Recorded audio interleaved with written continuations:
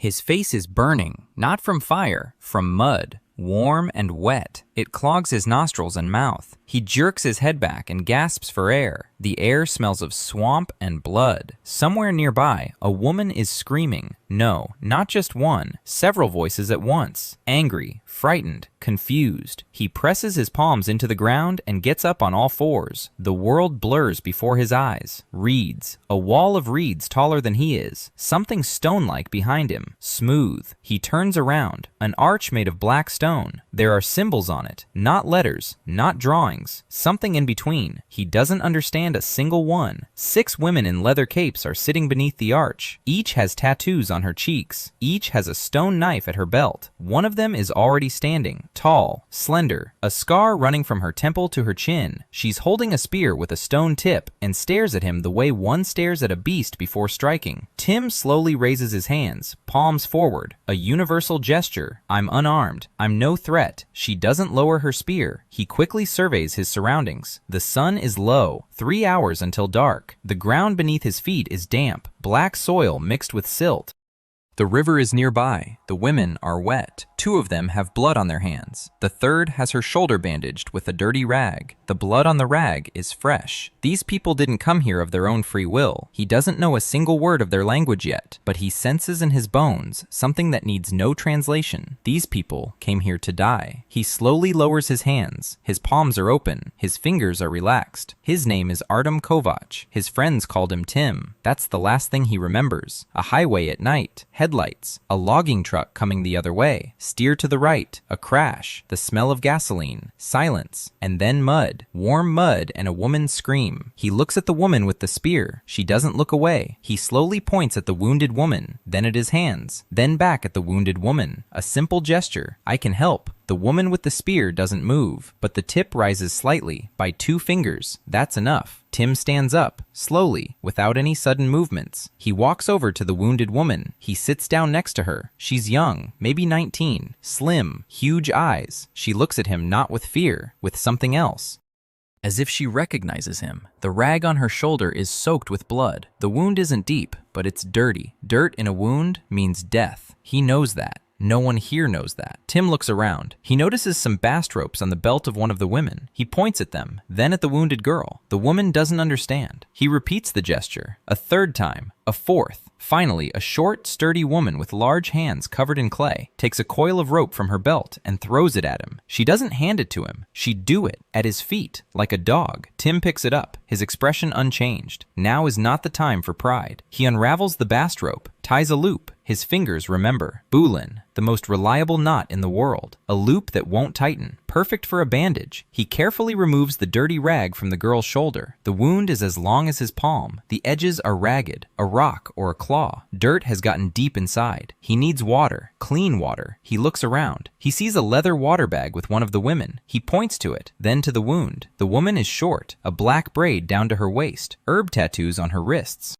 She looks at him for a long time. Then, silently, she holds out the water bag. She doesn't toss it. She holds it out. Tim takes it. He washes the wound. The girl hisses through clenched teeth, but doesn't scream. She's tough. He applies a bast fiber loop. He tightens it evenly. Not too tight, not too loose. 5 years as an instructor. 7 years as a foreman. Hundreds of bandages. His hands move on their own. The girl looks at the bandage, then at him. Then she says something in a language he doesn't understand. Her voice is quiet, almost a whisper. A woman with a spear stands 3 steps away. The spear is lowered. Not sheathed, but lowered. Tim stands up and looks at the sun. 2.5 hours. Maybe 2. Darkness will fall quickly here. He doesn't know where he is. Doesn't know what kind of world this is. He doesn't know the language. He doesn't know the rules. But he knows something else. 6 people. No shelter. No fire. No water supply. 1 wounded. Everyone is exhausted. If they stay here overnight by this arch in the open, in the middle of the reeds, someone won't make it until morning. Beasts. The cold. Bleeding. Something will kill them. The first rule of a trek. Calm the group. Assess your resources. Find water before sunset, even if the group wants to kill you. Tim turns to the women. There are 6 of them. He's alone. They're armed. He isn't. They belong here. He's an outsider, but he's the only one who isn't sitting on the ground crying right now. He He points south, toward where the color of the reeds suggests open water nearby. Then he points at the sun. Then he runs his hand across his throat, a gesture understood in any world. Time is short. The woman with the spear looks at him, then at the others, then at him again. She utters a short word, not his name. Perhaps the word stranger, perhaps the word go. It doesn't matter. She takes a step aside and clears the path. Tim goes first, unarmed, unprotected, with his back to the 6 women with knives. It's not bravery, it's calculation. If he walks behind them, they'll think he's hurting the group. If he's in front, it's his choice and his risk. The reeds close in overhead. The air is thick. It smells of mud and something Swedish, rotten. It squelches underfoot. He walks and listens, sloshes. 6 pairs of feet behind him. 6 pairs. Everyone is walking. No one has fallen behind. After 100 steps, the reeds part. The riverbank, wide, slow-moving, murky. But on the other side, he sees what he was looking for. A hill, not very high, gentle, with a flat top. At its base, something glistens in the setting sun. A spring. Water gushes from the rock and flows down toward the river. Tim points to the hill. Then he cups his hands like a little house. Then he points at the sun and traces an arc with his hand. Until nightfall. Shelter. There. A woman with a spear comes closer. She looks at the hill, then at the river. The river isn't wide at this spot, maybe 20 paces, chest deep, maybe up to her neck. The current is weak. She turns around and says something to the others, briefly, sharply, a command. A sturdy woman with clay-colored hands steps into the water first. Behind her, a woman with a black braid. Behind her, 2 more. Tim picks up the wounded girl. She's light, too light, bones beneath her skin. He carries her across the river. The water is cold. The current pulls at them, but the riverbed is even, sand and stone. He reaches the other bank and sets the girl on her feet. She stays upright. She looks up at him.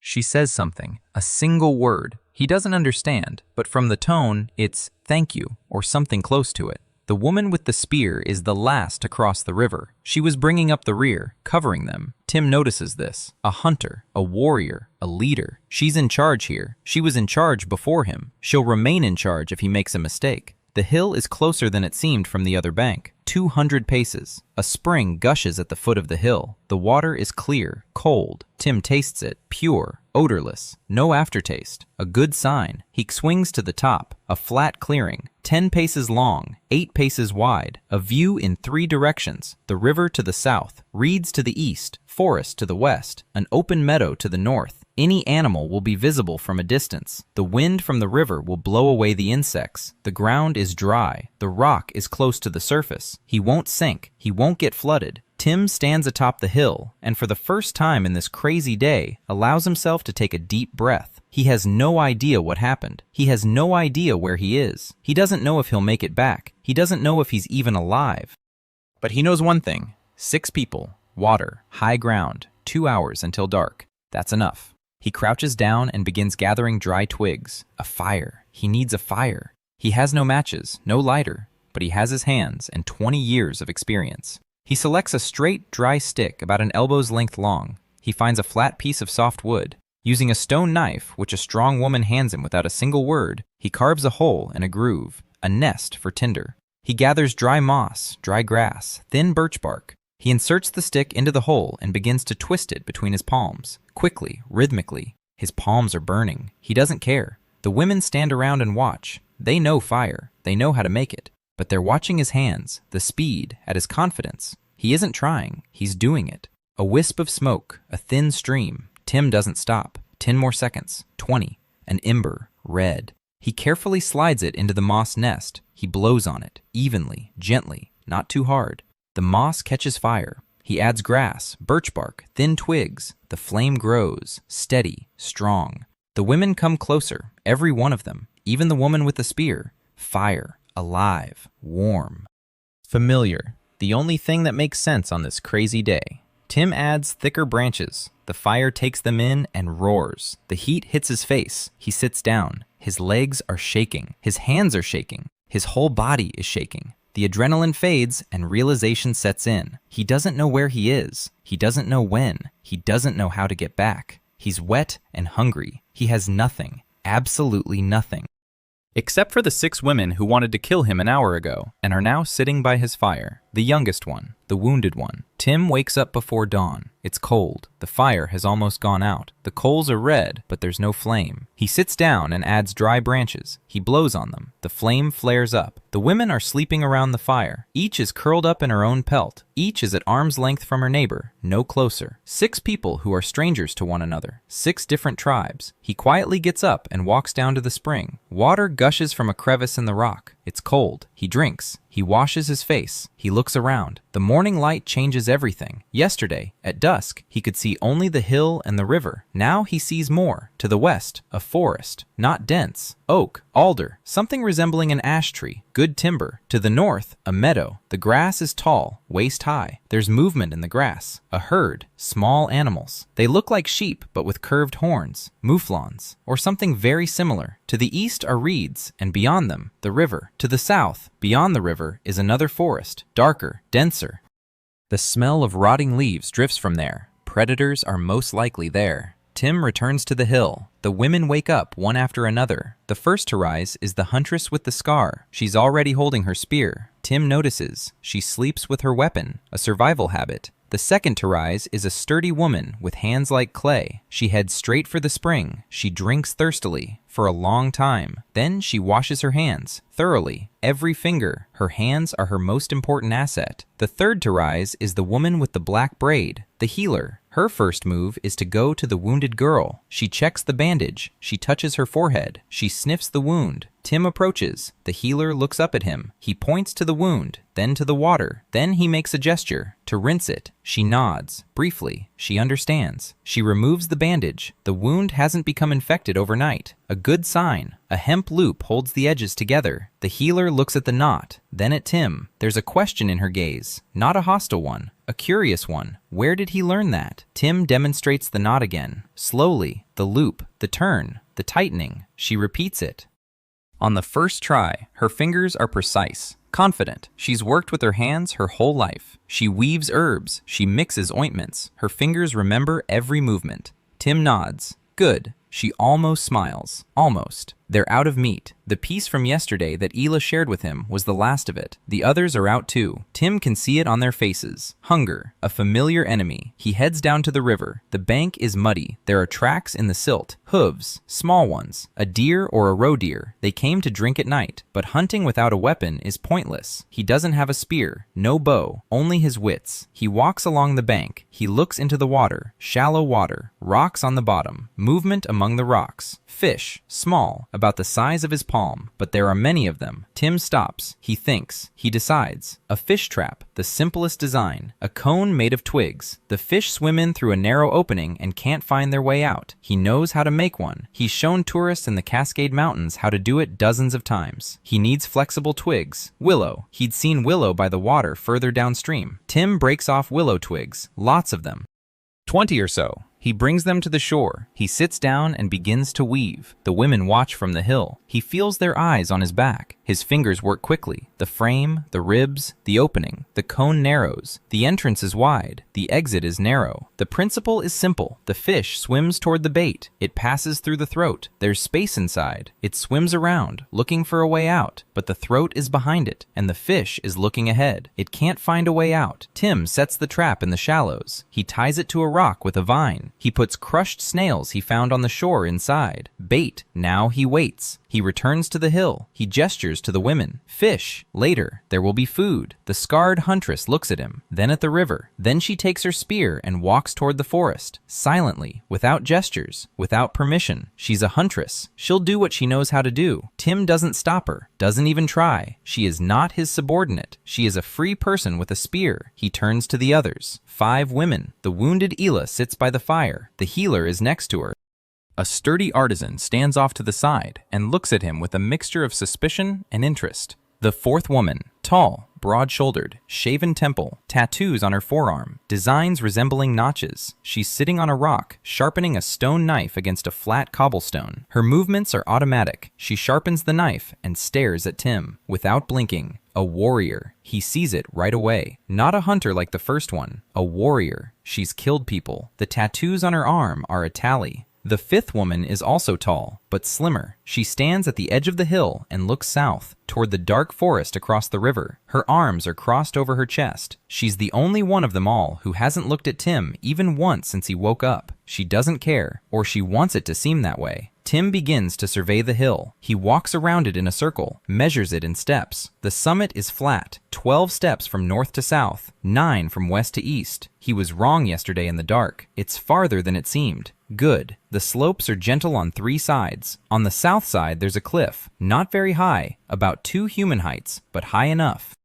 You can't approach unnoticed from the south. The rock is close to the surface. The soil is thin. It's hard to dig, but the foundation is solid. It won't sink. It won't wash away. Tim stands at the top and closes his eyes. He imagines it. A palisade around the perimeter, sharpened stakes, a moat in front of them, not deep, knee-deep, enough to slow down a beast or a person. Inside, a dugout. No, a semi-dugout, dug half a meter into the rock, walls made of logs, a roof of poles and animal hides, later made of poles and clay, a hearth inside, a chimney through the roof, an outhouse outside the perimeter, further down the slope, not near the spring. That's important. He remembers. Dozens of cities throughout history have perished not from war, but from dysentery, from cholera, from drinking water that had been contaminated. He opens his eyes. The artisan is standing nearby. She approached silently. She looks up at him. Sturdy, short. Her hands are large, strong. She says something. 2 words. He doesn't understand. She repeats it. Then she points to his hands, then to hers, then to the ground. He thinks. She asks what he's doing, or what he wants to do. Tim squats down. He picks up a stick. He draws on the ground. A circle. It's a hill. A line around it. It's a wall. A small rectangle inside. It's a house. The artisan looks at the drawing, then at him, then back at the drawing. She squats down next to him, picks up another stick, draws a line from the house to the edge of the circle, points to the spring, a path to the water. Tim looks at her. She thinks like a builder. She's already designing. He nods. She doesn't nod back, but she doesn't leave. An hour passes. The hunter returns from the forest. She's dragging a carcass over her shoulder. Not a big one, an animal the size of a large hare, but meat, fresh. She tosses the carcass by the fire and sits down. Her face shows nothing. For her, this isn't a feat, it's work. Tim walks to the river. He checks the fish trap. 3 fish inside, each about the size of his palm. He pulls them out, puts the trap back, brings the fish up the hill, places them next to the carcass. The hunter looks at the fish, then at Tim. For the first time in 2 days, there's something other than wariness in her eyes. Surprise. Not because of the fish. She knows how to catch fish. With her hands. With a spear. But this fish caught itself. She points to the river and says a word. Question. Tim picks up a few twigs. He weaves a small cone right in front of her. He demonstrates the principle. Entrance, exit, a trap. The hunter watches his hands. Then she takes a twig and repeats the process, more roughly. On the 3rd day, Tim wakes up with a plan. Meat. Meat goes bad. The hunter brought back a small animal last night. They ate half of it. The other half is lying on a rock. It's turned dark overnight. By evening, it'll start to stink. Tomorrow, it'll be inedible. That's a problem. Not just for today, for the rest of their lives here. They have to hunt every day. They have to catch something every day. No reserves. 1 bad day and they'll go hungry. 2 bad days and they'll grow weak. 3, and someone will fall and not get back up. Tim knows the solution. He knew it back on Earth. He used to show tourists how to do it on every tour. Smoking. Salt and smoke. The 2 oldest preservatives in human history. But for that, you need salt. He recalls yesterday's walk along the riverbank. Downstream, where the river makes a loop, a white coating on the rocks by the water. He'd seen it out of the corner of his eye and hadn't paid it any mind. But now he remembers. A white coating. It looks like salt. A salt pan. Mineral deposits. Water flows through salty rock and leaves crystals on the surface. Tim walks down the hill and follows the river. 500 steps, maybe 600. The bend. The bank is gentle here. The rocks are flat, and on them, white stuff. He crouches down, touches it, tastes it with the tip of his tongue. Salt. Slightly bitter, with impurities, but salt. He gathers it. Scoops it off the rocks into a rolled-up burdock leaf. A handful. 2. 3. Not much, but enough to start with. He returns to the hill. The women are already up. The hunter has gone into the forest. The healer sits by the fire, sorting through some roots. She found them on the hillside that morning. She's sorting them, sniffing each one, setting some aside. She throws others away. She knows plants. Tim approaches and shows her the salt. She takes a pinch, tastes it, grimaces, nods. She knows what it is, but you can tell by her face she's never used salt on meat, only for wounds. Here, salt is medicine, not a seasoning. Tim takes the leftovers from yesterday's meat. He cuts it into thin strips with a stone knife. The knife is dull. The work is slow. Sovan walks over and silently takes the knife. He leaves. 10 minutes later, he returns. The knife is sharpened, sharp. Tim runs his finger along the edge. He almost cut himself. She's a master, a true master. He cuts the meat, thin strips, as thick as a pinky, as long as a palm. Then he takes a wide rolled up leaf, a shallow dish. He pours water from the spring into it. She throws salt into it, stirs it with a stick. Brine.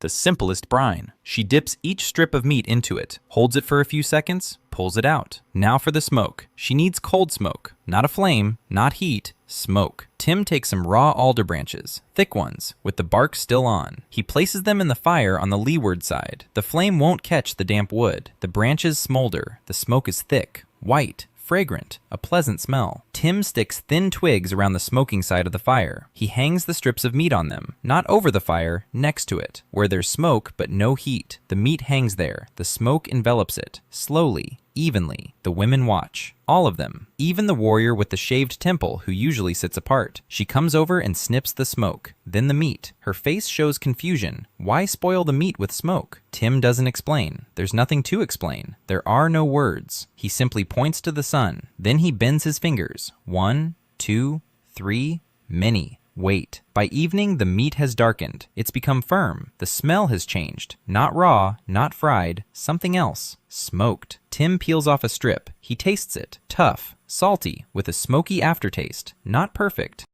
Dried too quickly. Not enough salt, but edible. And most importantly, it won't go bad. Not today, not tomorrow, not in 3 days. He hands a strip to the hunter. She returned an hour ago, empty-handed. It happens. Not every day is a good one. That's exactly why a stockpile is a lifeline. She takes the strip, sniffs it, takes a bite. She chews slowly, swallows. Takes a second one. The healer tries it. The artisan tries it. The warrior tries it and grunts, something approving. Isla tries it last. She chews and closes her eyes. Then she says a phrase, a long one. Tim doesn't understand the words, but the huntress translates with gestures, strange ones, approximate ones. He makes out only part of it, not the spirit. Worse, dead meat, lives longer. A living beast. Tim isn't sure he understood correctly, but it sounds like a compliment, the strangest compliment of his life. That night, the huntress doesn't sleep with a spear in her hand. The spear is nearby, but not in her hand. A small step. Tim notices. She also notices that he's noticed. They look at each other across the campfire. She looks away first. Another small step. On the morning of the 4th day, Tim begins to build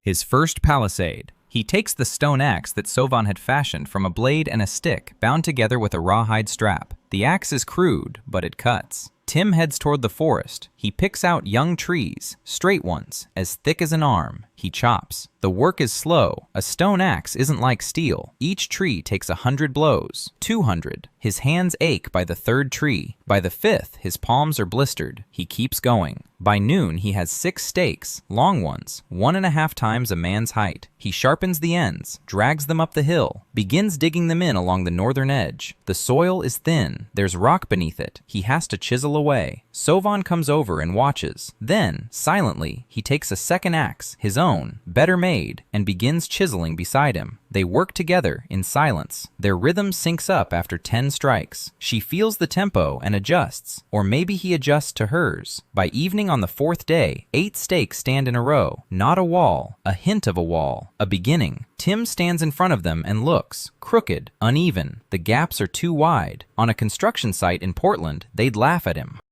But this is the first wall in this world that someone has built not around a cave, but on an open hill. Sovan stands nearby. She looks at the stakes. Then she walks over to the one on the far end. She touches it. She wiggles it. It wobbles. She grimaces. She looks at Tim. Not good. He nods. Not good. She thinks. Then she walks to the spring. She scoops up some clay, wet and heavy, brings it back, and packs the clay around the base of the stake. She packs it down with her fist. The stake stops wobbling. Tim watches her. She didn't wait for his instructions. She saw the problem and solved it. In her own way, not his, hers. And her way works. He utters the first word he's remembered from their language, the word the healer said that morning when she found the right root, a word that sounds like approval. Sovan hears it. Her expression doesn't change, but she straightens up slightly, just half a finger's width. Pride, small, quiet, but the first in a long time. On the evening of the 5th day, it's raining, cold, autumnal. The women huddle around the fire. The fire hisses. The smoke is acrid, wet. There's no shelter, only the hides on their shoulders. Tim stands in the rain and thinks. He needs a roof. Tomorrow. Not in a week. Tomorrow. He looks at the row of stakes, at the forest across the river, at the clay by the spring, and he makes a plan. The 6th day begins with work that doesn't stop until sunset. Tim chops down poles, long ones, thin ones. Sovan helps. She no longer waits for instructions. She watches what he's doing and takes on her share. The hunter brings back game and leaves again. She understands. Her job is to provide food. His job is to build. No one discussed it. It just turned out that way. The healer gathers herbs on the hillside. She returns with her arms full. She sorts them. She dries them by the fire. Isla sits by the fire and watches the meat on the skewers. Tim showed her how this morning. Turn the strips every hour. Don't let them dry out. Don't let it get damp. She does it precisely, carefully, with a focus he's only seen in the best apprentices. She remembers it the first time. The warrior sits on a rock at the edge of the hill. She sharpens her knife. She looks north, at the meadow. She isn't building. She isn't cooking. She isn't gathering. She's keeping watch. No one asked her to. She decided on her own. Everyone found their place.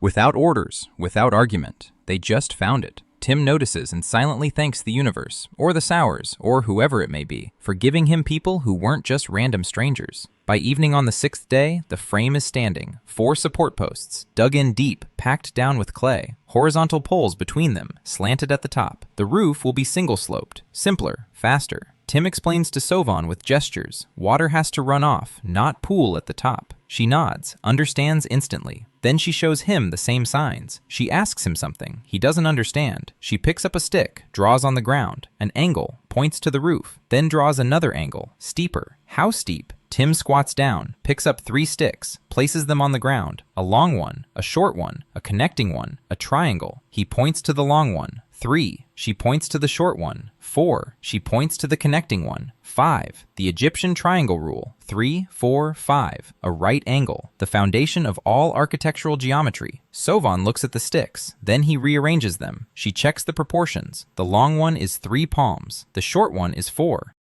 The third is 5. She places a pebble at the corner between the first and second. Even, precise, straight. She freezes. She looks at the angle, then at Tim, then back at the angle. Her mouth falls open slightly. She picks up other sticks. She repeats the process. 3, 4, 5. The same result, a straight angle. She tries other numbers. 2, 3, 4. The angle is off. She goes back to 3, 4, 5. Perfect. Perfect every time. She lifts her head and looks at him. There's something new in her eyes. Not suspicion, not curiosity. Hunger. A hunger for knowledge. She wants to understand. Tim smiles. For the first time in 6 days, he smiles genuinely because he recognizes that hunger. He's just like that himself. That's exactly why he used to read books in the evenings in Portland. Not because he had to, because he wanted to know how the world worked. Sovan is the same. In a world where women aren't supposed to know, she's been hungry her whole life. And now he holds out the first piece to her. 3, 4, 5. By the end of the first week, Tim knows 23 words in the hunter's language. Water, fire, meat, fish, tree, stone, knife, yes, no, walk, eat, sleep.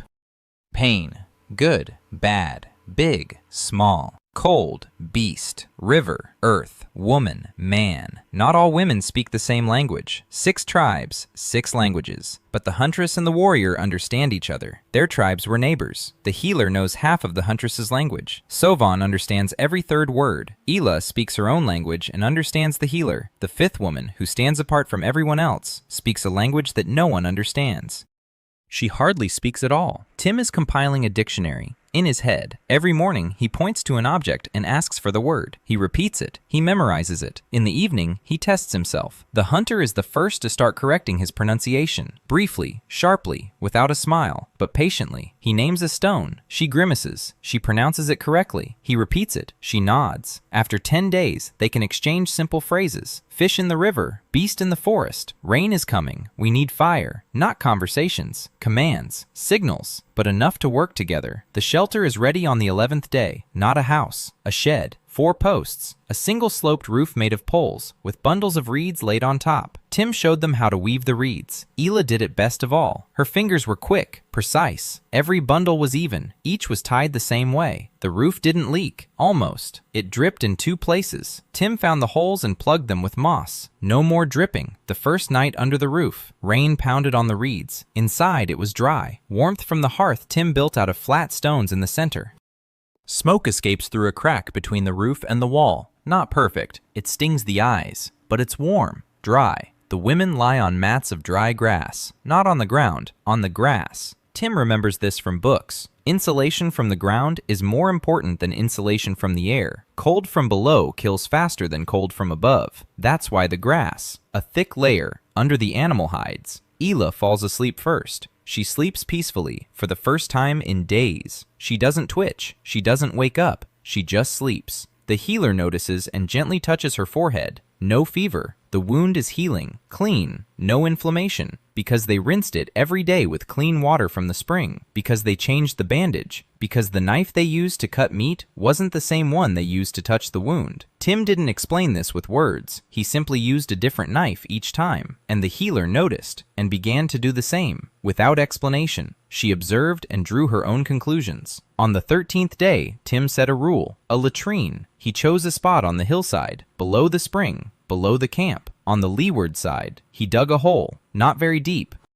He built a wicker fence around it, not for beauty, for the wind, so the smell would be carried away. He shows the women, here, only here, not by the spring, not by the river above the camp. Only here. The hunter looks at him as if he were mad. The warrior snorts. The healer remains silent. But 3 days later, the healer approaches Tim and shows him something. She has drawn water from the spring into a bark cup, and she'd drawn water from the river downstream from the camp. She shows it to him. The spring, clean, clear. The river, murky, smelly. Then she points to the outhouse, then to the river, then at the spring, and she nods. She understood, not because he explained it, because she had observed the connection between dirty water and sick people her whole life. She was banished for this knowledge, for telling the chief that the illness came from the water and not from spirits. And now a speechless stranger has dug a pit downstream from the spring and forbidden anyone to defecate near the water. She stares at him for a long time. Then she utters a phrase, slowly, so that he'll understand. He makes out 3 words out of 5. You know beasts. Invisible beasts. She's talking about the same thing he's thinking about. Germs, bacteria. She doesn't know those words, but she understands the concept. Something that kills lives in dirty water. Tim nods, slowly, seriously. Yes, I know. She stands in front of him and says nothing. Then she does something she hasn't done once in 2 weeks. She sits down, not across from him, next to him, and she starts talking, at length, quietly, in her own language, which he understands about a third of. She tells her story. He picks up bits and pieces. The tribe, the chief, the children, the sick, water. She spoke. No one listened to her. The children died. She screamed. They hit her. She showed them clean water and dirty water. The shaman said she was insulting the spirits. They drove her out. Tim listens. He doesn't understand everything, but he understands enough. They drove her out for telling the truth, for a truth that humanity on Earth didn't confirm until the 19th century. She discovered it on her own. In a world without a microscope, without science, without a single word of support, Tim silently stands up. He walks to the shelter. He picks up a flat stone. He picks up a sharp flint shard.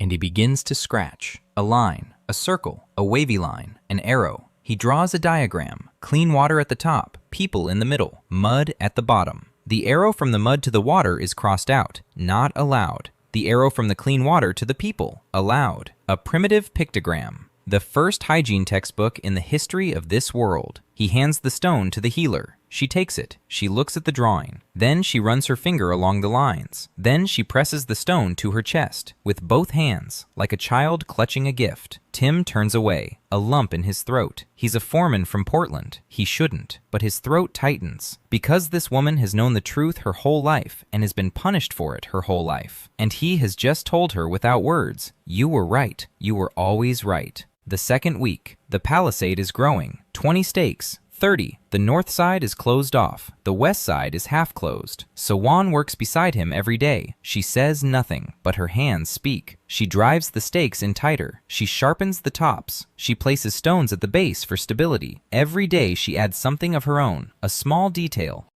A precise touch, an improvement. Tim doesn't always notice right away, but when he does, he says that word every time. Approval. Good. And every time, she straightens up just a little, by half a finger's width. Everyone except Isla is digging the ditch. Her shoulder is still healing. She sits by the fire and watches over the meat. Tim didn't give her this job out of pity. It's because she does it better than anyone else. She turns the meat evenly. She keeps a close eye on the smoke. Not a single piece dries out. Not a single one remains undercooked. She has a gift. Patience, attention to detail. He notices something else. Birds. When Isla sits by the fire, the birds come closer. Not to the fire, to her. Small ones, like sparrows, but with red breasts. They hop around her. She tosses them crumbs. They aren't afraid. Tim has seen people who know how to get along with animals. At his aunt's farm in Benda, the horses would come to her on their own. You can't explain it. You can't teach it. There are just some people like that. Isla is one of them. Her tribe called it an obsession. Tim calls it a gift. By the end of the second week, we had 3 days worth of smoked meat.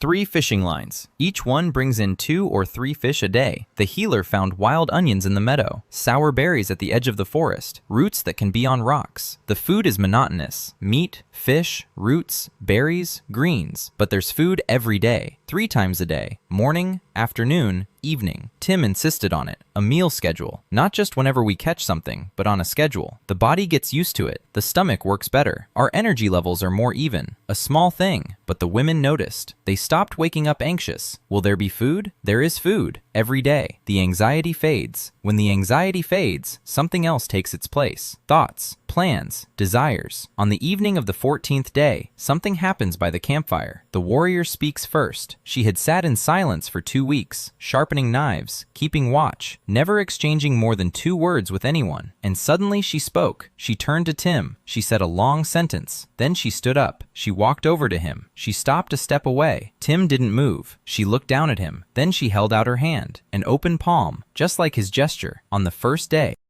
When he showed he was unarmed, she'd mimicked his gesture, but her gesture meant something else. Not, "I'm unarmed. I'm with you." Tim raised his palm and pressed it against hers. Her hand was hot, stiff, covered in calluses and small scars. The third week begins with something that shatters everything. A roar, low, deep, so deep that the ground beneath their feet trembles. Tim wakes up instantly. It's dark. The coals in the hearth are red. The roar again. Closer, from outside, beyond the palisade. He jumps up. Norin is already on her feet, spear in hand, her eyes white in the darkness. She hears the same thing he does, but she knows what it is. You can see it on her face. She knows, and she's afraid. Tyra grabs a knife and 2 darts. She rises silently. Sovan reaches for the axe. Kay wraps her arms around Elu and presses him against the wall. Tim peeks through a gap in the palisade. The moon, almost full. Silver light floods the meadow to the north, and in that light, he sees it. The beast, huge, on all 4s. Its shoulders are taller than a human. Its head is massive. 2 fangs protrude from its upper jaw, long, curved, like knives. A saber-toothed beast.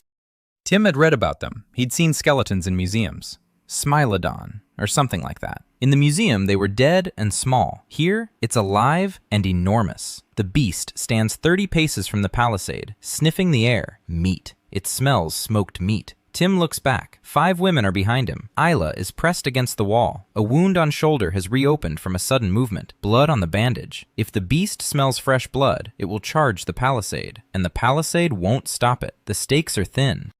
They aren't driven in very deep. This beast weighs more than 3 men combined. 1 shoulder charge, and the stakes will fly apart. Tim thinks fast. Fire. Fire is the only thing that stops a predator, any predator. He grabs a long branch. He thrusts the end into the embers. He blows on it. The branch catches fire. A torch. A simple one. It burns poorly. A minute. Maybe 2. He shows Tyra. A torch. Another one. She understands instantly. She grabs a branch. She thrusts it into the embers. A second torch. A third. Tim walks toward the stockade with a torch in his hand. Norrin grabs him by the shoulder. She squeezes. Hard. Her fingers dig in until it hurts. She shakes her head. No, don't go. Tim gently pries her hand away. He points to the torch, then at the beast behind the wall, then at the women. Someone has to. She clenches her jaw. Then she takes the second torch from Tyra's hands and stands next to him. They step outside the palisade together. The beast turns its head. Its eyes are yellow. They reflect the moonlight. It stares at them, at the fire in their hands. Tim raises the torch. He takes a step forward. He shouts, loudly, in English. What exactly he shouts doesn't matter.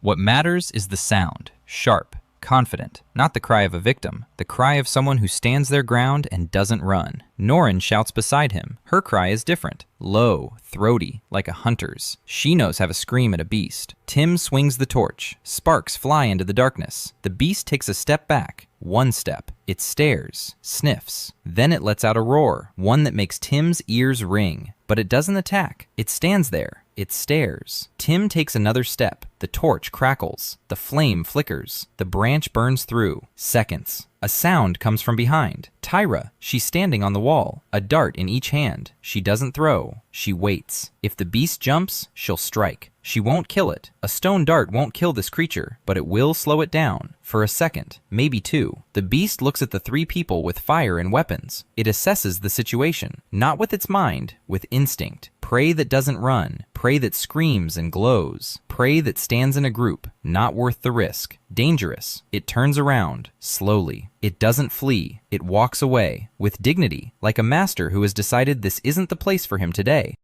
Its silhouette fades into the silver moonlight. Tim stands with the dying torch and feels his legs go weak. His knees tremble. The torch slips from his hand. He sinks to the ground, right where he was standing. Norrin stands beside him. She's trembling too, but she stands. Then she sinks down beside him, in silence. They sit shoulder to shoulder in front of the stockade and stare into the darkness. The beast is gone, but it knows where they are. It will return. In the morning, Tim changes his plan. The stockade won't save them. 80 stakes as thick as an arm won't stop a beast that weighs as much as a horse. They need a moat, a real deep, not knee-deep, chest-deep, wide, with stakes at the bottom. And they need fire, a constant one, not a bonfire, a line of fire, torches on the walls, oil that burns for a long time. But there's no oil, no fat, not enough resin. Tim stands on the hill and thinks. Norrin is nearby. She points out the tracks in the meadow. The beast was circling around the hill all night long. The tracks are deep, heavy. She says a word. He asks with a gesture. She draws on the ground. A beast with fangs. Then she draws bones, human bones, small ones, a child's.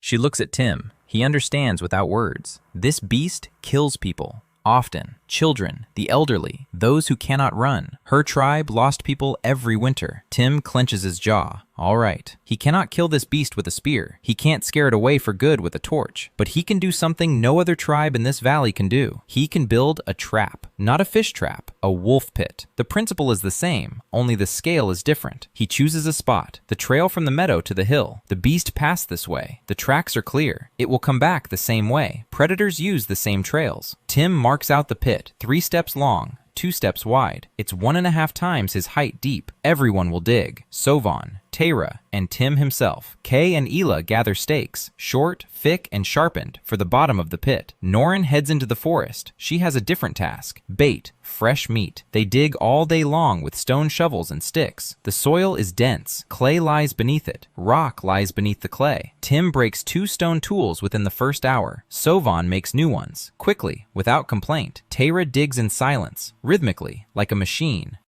She doesn't get tired, or at least she doesn't show it. By noon, the pit is waist deep. By evening, chest deep. They don't have time to dig any deeper. It's getting dark. Tim drives stakes into the bottom, 8 of them, sharp, pointing upward, an arm's length apart. Then he covers the pit from above, thin poles, across, grass on top of them, dry, a thin layer of soil over the grass. From above, it looks like an ordinary trail. Norin brings a roe deer, a small one. He ties it by the leg to a stake on the other side of the pit. The roe deer is alive. It's screaming, a high-pitched, plaintive cry. Hila turns away. It hurts her to listen. Tim puts his hand on her shoulder, her healthy shoulder. He doesn't like it either, but if the beast returns without the pit, it will kill one of them. A roe deer or a person. The choice is simple. Night. Tim isn't sleeping. Norin isn't sleeping. Tyra isn't sleeping. The three of them in the darkness, listening. The wind rustles through the reeds. The river splashes. Something howls in the distance. Not a saber-toothed, something else. A wolf, or a hyena, or something for which he has no name. An hour passes. 2, 3. The roe deer has fallen silent. Tired. It lies on the ground, breathing heavily. And then he hears it. Not a roar, a step. Heavy. Soft, like a pillow falling to the floor. A second, a third. The beast is coming down the path. Tim clings to a stake in the palisade. He looks through the gap. The moonlight is dimmer, clouds, but he sees a silhouette, huge, low to the ground, creeping toward the roe deer. The roe deer senses it. She leaps up. She struggles to break free. She screams. The beast picks up speed. 1 step, 2. The third step lands on the thin poles. A crack. The stakes snap. Grass and earth come crashing down. A roar. A different one. Not that of a hunter. One of pain. Angry. The pit is working. The beast is below. Tim grabs a torch. He runs toward the pit. Norin is nearby. Tayra with her javelins. He runs up to the edge. He looks down. The beast thrashes about. The pit is cramped. The stakes have pierced its side and hind leg. The blood is black in the moonlight. The beast tries to leap out. It scrapes the walls with its claws. Clay crumbles away. Tim jumps back from the edge, in case it climbs out, but the pit is deep. The walls are slippery. The beast can't push off. Again and again, it roars. Tyra throws a dart, right on target, in the neck. The beast twitches. A second dart, in the shoulder. Norin shoots downward from a position Tim hadn't seen before. She jumped onto a rock and is shooting almost vertically. The arrow enters behind the ear. The beast twitches one last time. It goes still. Silence. Only the roe deer cries on its stake. Tim stands at the edge of the pit and looks down. The saber-tooth lies at the bottom, dead. Its fangs glint in the torchlight, as long as his forearm, each one. He drops to his knees, not out of weakness, out of realization. 6 women, 3 stone darts, 1 pit. They killed the beast that entire tribes had fled from, not because they were stronger, because they thought as one. In the morning, the entire camp stands by the pit. Hila looks at the beast and says something quietly. Kay translates, "The beast that ate children is dead." Sovan climbs down into the pit. She examines the fangs. She touches them. Then she lifts her head and looks at Tim. For the first time in 3 weeks, there is no suspicion on her face. No curiosity. Respect. She climbs out of the pit with a single fang in her hand. She'll work it, make a knife. Or a spearhead. Or something he can't yet imagine. Because Sovan always does something he doesn't expect. Norin butchers the carcass. There's a lot of meat, a great deal. Tim starts smoking it. The entire rack is full. He sets up a second one, a third. There isn't enough salt. He sends Tyra to the salt marsh. She brings back a full bag, 3 days of smoking. There's enough meat to last 2 weeks, maybe 3. Their first serious stockpile. The first time no one is worrying about tomorrow's meal. That evening, Tim sits by the fire. Next to him is a saber-toothed tiger's fang. Long, heavy, smooth. He turns it over in his hands. Hila sits down beside him. She takes the fang, examines it. Then she points to the wall of the bong. She makes a gesture, to hang it. Tim understands. A trophy, a symbol. We killed what everyone feared. He nods. Hila smiles. For the first time, truly. Not a hint of a smile. A smile. Wide. Childlike, with dimples. And in that smile, he doesn't see a 19-year-old outcast with a wound on her shoulder. He sees a person who, for the first time in her life, isn't afraid. They hang the fang above the entrance to the shelter.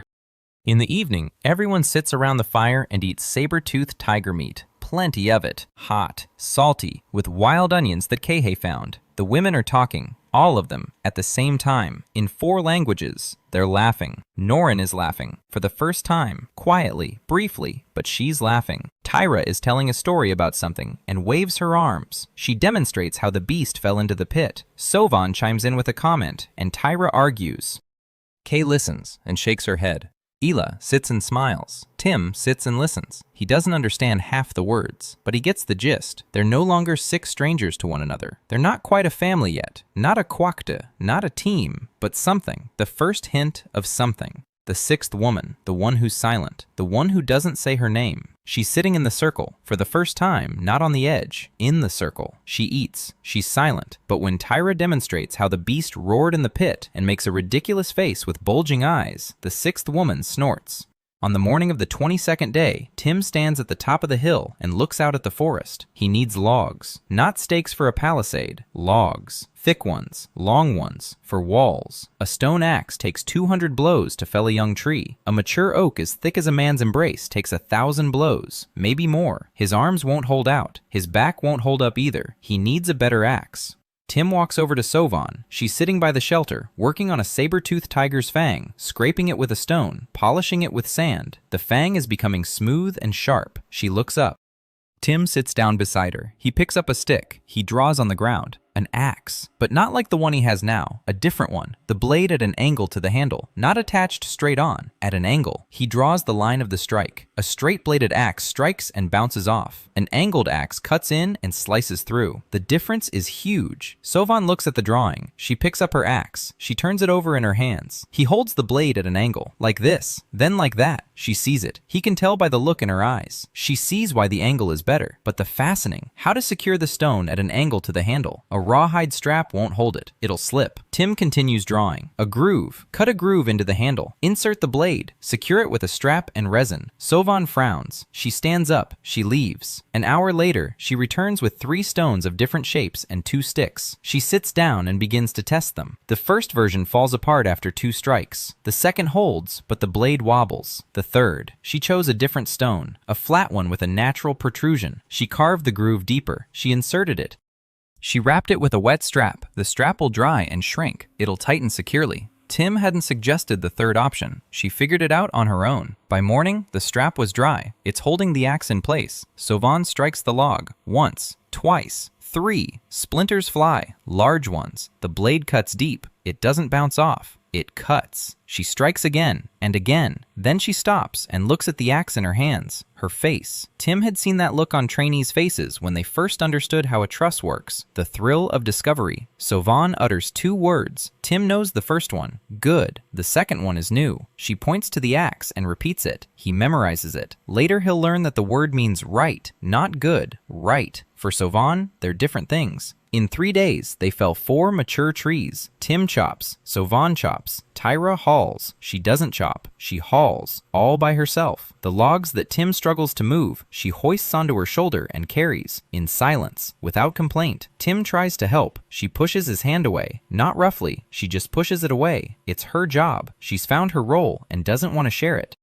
By the 25th day, 4 logs lie at the top of the hill, stripped. Sovan scraped off the bark with a stone scraper. Under the bark, the wood is light in color, moist. It smells fresh. Tim marks out the foundation, a rope made of bast, 3 knots, stakes, the 3-4-5 rule. Sovan stands nearby and watches his every move. She already knows the principle, but she watches, she checks, she makes sure. Every corner is even, every single one. She runs her finger along the taut rope and nods. Even. The foundation is 3x4 steps. Small. It's cramped for 7 people. But the first house doesn't have to be big. The first house has to be warm. Tim digs a trench around the perimeter. Not very deep, just a hand's width. He lays flat stones. The foundation. Stone doesn't rot. Stone doesn't get wet. A log on stone will last 20 years. A log in the ground will rot in 3. Sovan looks at the stones beneath the logs. New knowledge. She touches a stone, then a log, then a stone again. She nods. She understands. Wood fears water. Stone doesn't. That's why the stone goes on the bottom. A week later, the walls are half built. 4 courses. The logs are laid horizontally. They're joined at the corners with notches. Tim showed her how to cut a notch, a semicircular groove where the top log rests on the bottom one, tightly, without gaps. Sovan mastered the notching technique by the second log. By the third, her notch was smoother than Tim's. He told her so out loud, in her language. Yours is better. She didn't reply, but he noticed. She started notching with her left hand, just to make the task harder for herself, just because it was already too easy with her right hand. This woman is impossible. On the 30th day, the first guest arrives. Not a beast, a human. Tim is on the roof, laying out the poles. Norrin whistles from below, sharply, anxiously. He comes down. She's standing by the southern palisade, looking out over the river. A figure on the opposite bank. Small, alone, standing at the edge of the reeds, not moving. Tim approaches the palisade. He looks. A child. No, a teenager. A girl. Maybe 13, maybe 14. Thin. Her clothes are torn. One foot is bare. Her hair is tangled. She stands and looks at the hill, at the smoke from the fire, at the palisade, at the people behind it. She stands and doesn't move because she doesn't know. Friends or enemies? Life or death? Tim steps out from behind the palisade. Norrin grabs his arm. He shakes his head, gently. Let go. She lets go, but she picks up a spear and follows him. Tim walks down to the river. He steps into the water. He crosses it. The girl takes a step back. He stops. He raises his hands. His palms are open. That same gesture. I'm unarmed. The girl looks at him, then at his hands, then at Norrin with the spear on the other bank, then back at Tim. She says a word. One. Quietly. Tim doesn't understand. She repeats it. Then she points to her stomach. Hunger. He knows that word. Not in her language. In the language of the body. He slowly pulls a strip of smoked meat from behind his belt. He holds it out. The girl looks at the meat, then at him. Then she grabs it and eats. Quickly, greedily. She chokes. She coughs. She keeps eating. Tim waits. She finishes eating. She at him. There's a question in her eyes. Is there more? Or can she stay? Or both? Tim points to the hill, to the smoke, to the palisade, then at her, then back at the hill. Come with us. She stands there. A second. Two. Then she walks into the water, crosses the river. Norrin stands on the bank with a spear. The girl walks past her. Norrin doesn't move, but she lowers her spear. The girl climbs the hill. She stops in front of the shelter. She sees the fang above the entrance. She sees the walls of the unfinished house. She sees smoked meat hanging on sticks. She sees Kay by the hearth with herbs. She sees Ela with a bird on her shoulder. She sees Sovan with an axe. She sees Tara with spears. And she sees something that doesn't exist in any camp of any tribe in this valley. 7 people who aren't killing each other. 7 people who are building. The girl sits down by the fire. Kay silently gives her water. Warm water. From a pot. No, not a pot. A rolled up leaf. Rin wakes up at dawn and eats as if it were her last meal. Kay gives her a herbal decoction. It's bitter. Rin grimaces but drinks it. Kay checks her feet. Rubbed raw until they bleed. Her bare foot is swollen. Kay rubs something green and thick onto it. She wraps it with a strip of leather. Rin tries to stand up. Kay places a hand on her shoulder and shakes her head. Sit down. Rin sits down. She's obedient. Frighteningly obedient. Tim notices. A child who walked alone through the valley for 3 days isn't naturally obedient. She's obedient out of fear. She's used to obeying, so she won't be beaten. Tim approaches her. He sits down next to her. He speaks through Tyra, in short sentences. It's safe here. No one hits you here. There's food every day here. Rin listens. She doesn't believe him. It's obvious. Children who've been beaten don't trust words. They trust only time. Tim knows this. He doesn't have much time, but he'll give her as much as he has. He asks, red hands, far away. Rin answers. Tyra translates. 2 days' journey north, maybe 3. They're standing by a big river. 40 warriors, maybe 50. The chief is Gark Kremen, old, strong, smart. He has 3 sons. The eldest is fiercer than his father. Rin says this, and her voice changes. Quieter, Finner, the eldest son. He's the one who wanted her as his wife. Tyra listens, and her hand involuntarily tightens around the knife's hilt. Tim memorizes everything. A 2-day journey, 50 warriors, Gark Kremen, 3 sons. He asks another question. Do the Red Hands send out scouts? Rin nods. Hunters travel far. They search for game. They search for others. They can reach the hill in a single day if they walk quickly. Tim stands up. He looks north. The meadow is flat, open. You can see far, but beyond the meadow lies a forest, and in the forest, one can approach unnoticed. He needs eyes, far from camp, on the trails. He turns to Norrin. She already understands. She stands up, takes a spear, a bow. She heads north, without a word. She's the best tracker. She'll find the trails. She'll find tracks. Or she won't. Both outcomes provide information. Tim returns to the construction. The house must be ready before the cold weather sets in. The walls are going up. The 5th ring, the 6th, the 7th. Sovan works like a woman possessed. Each ring is smoother than the last. Each joint is tighter. Tim shows her how to caulk the cracks with moss. She tries. The first time, too little. The second time, too much. The third time, perfect. She's not learning like a student, like a master mastering a new material. She doesn't need things explained twice. It's enough for her to understand the principle, and from there, she's on her own. By evening on the 32nd day, the walls are ready. 8 courses, chest high, not tall, but thick. The logs fit tightly together. The gaps are caulked. From the inside, Tim coats the walls with clay. Wet, heavy clay. The clay will dry and harden. The wind won't get through. The cold won't get through. And fire won't get through either. This is important. If the red hands come and throw a torch, the clay won't catch fire. The wood beneath the clay won't catch fire right away either. Time. Every minute the enemy spends trying to set the wall on fire is a minute the defenders can use to respond. The roof. Tim is building the rafters.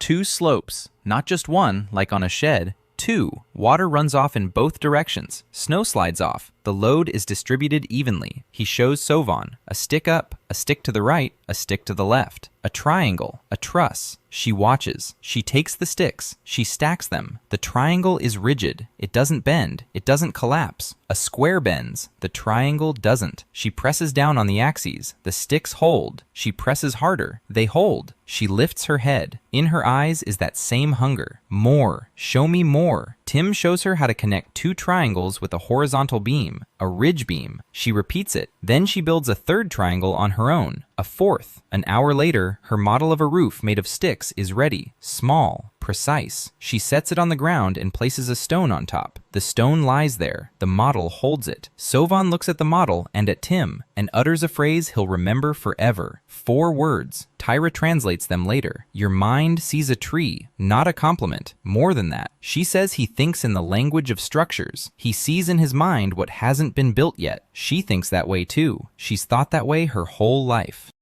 But her language was stone. His language is wood. Now their 2 languages have met. Norin returns in the evening, silently. He sits down by the fire, eats, then speaks, briefly, tracks. 3 people. 2 days ago they passed along the northern edge of the forest. Hunters, not scouts, but close. Too close. Tim asks, direction. Norin points, from the northeast to the west, past them, not toward the hill, but nearby. If the wind were blowing from the south, they would have smelled the smoke. Tim nods. Smoke, a problem. The campfire is visible from far away. Smoke during the day. At night, it's a light. He can't put out the fire. Without fire, there's no heat, no food, no protection. But the fire is a beacon, he thinks. Then he walks over to the fire pit. He looks at the smoke. White, thick, visible for hundreds of steps, because the firewood is damp, or resinous, or both. Tim remembers. Dry firewood burns with almost no smoke. Oak, ash, dried out, split, minimal smoke, maximum heat. He explains this to Tyra. She listens. Then she chops dead wood all the next day, carries it, stacks it under the shed. Tim teaches her to split the wood, not to chop it, to split it along the grain.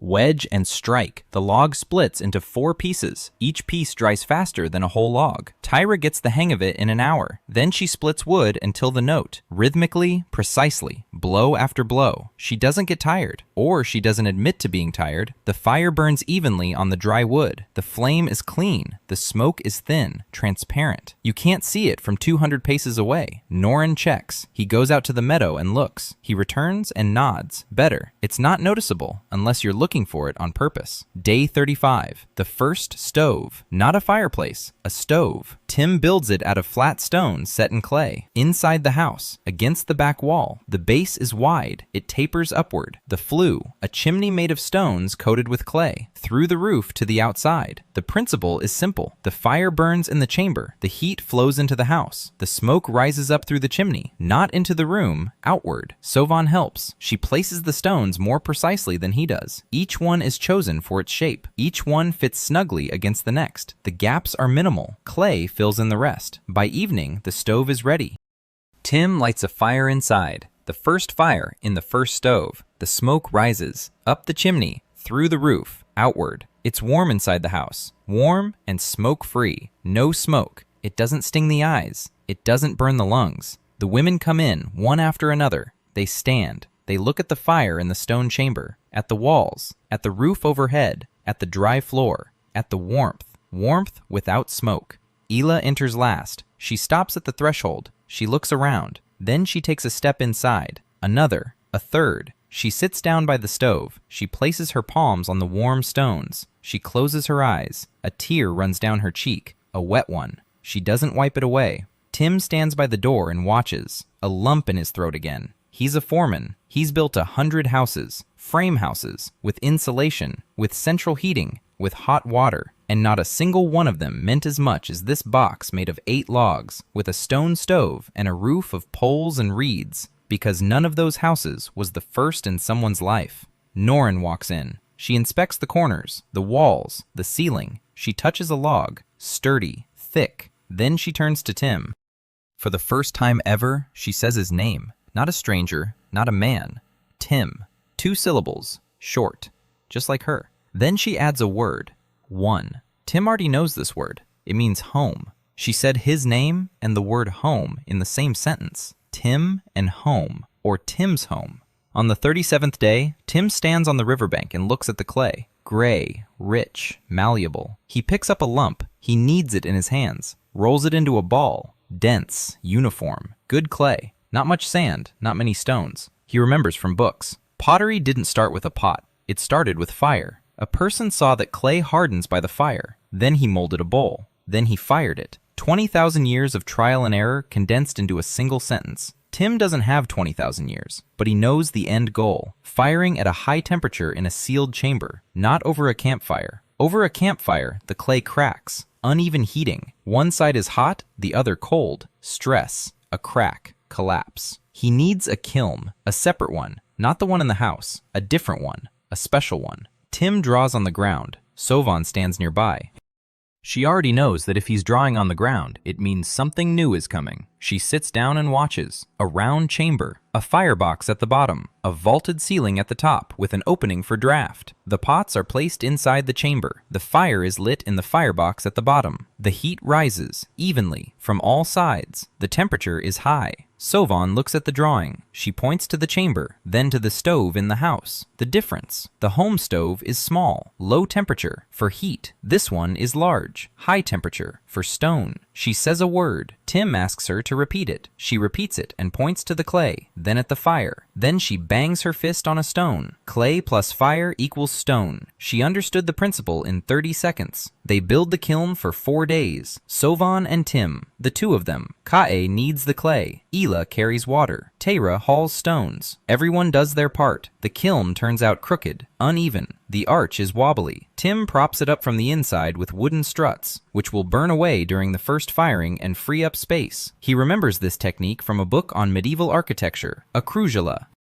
A wooden form for an arch. You remove the form, and the stone supports itself. Sovan sees the struts and frowns. Why is there wood inside the kiln? It'll burn up. Tim nods. Exactly. Sovan opens her mouth, closes it, opens it again. Then she smiles, for the first time. A small, crooked smile. More of a smirk, really, but a smile nonetheless. She gets it. The wood is a temporary support. It holds the arch in place while the clay is still wet. Once the clay is fired, the wood is no longer needed. It disappears on its own. It burns and disappears, leaving the shape behind. It's beautiful. Tim can see that's exactly what she's thinking. Beautiful, not useful. Beautiful. Engineered beauty. The first firing. 6 pots. Tim spent 3 days shaping them. Round, thick-walled, with flat bottoms. Rough, uneven. His hands aren't those of a potter. He's an engineer, not an artist. But the pots are intact and crack-free. He dried them in the shade for a week, slowly, without rushing. The moisture evaporated drop by drop. Now it's time for firing. Tim stokes the fire in the kiln, slowly. He raises the temperature gradually. First, a low flame. An hour. Then stronger. Another hour.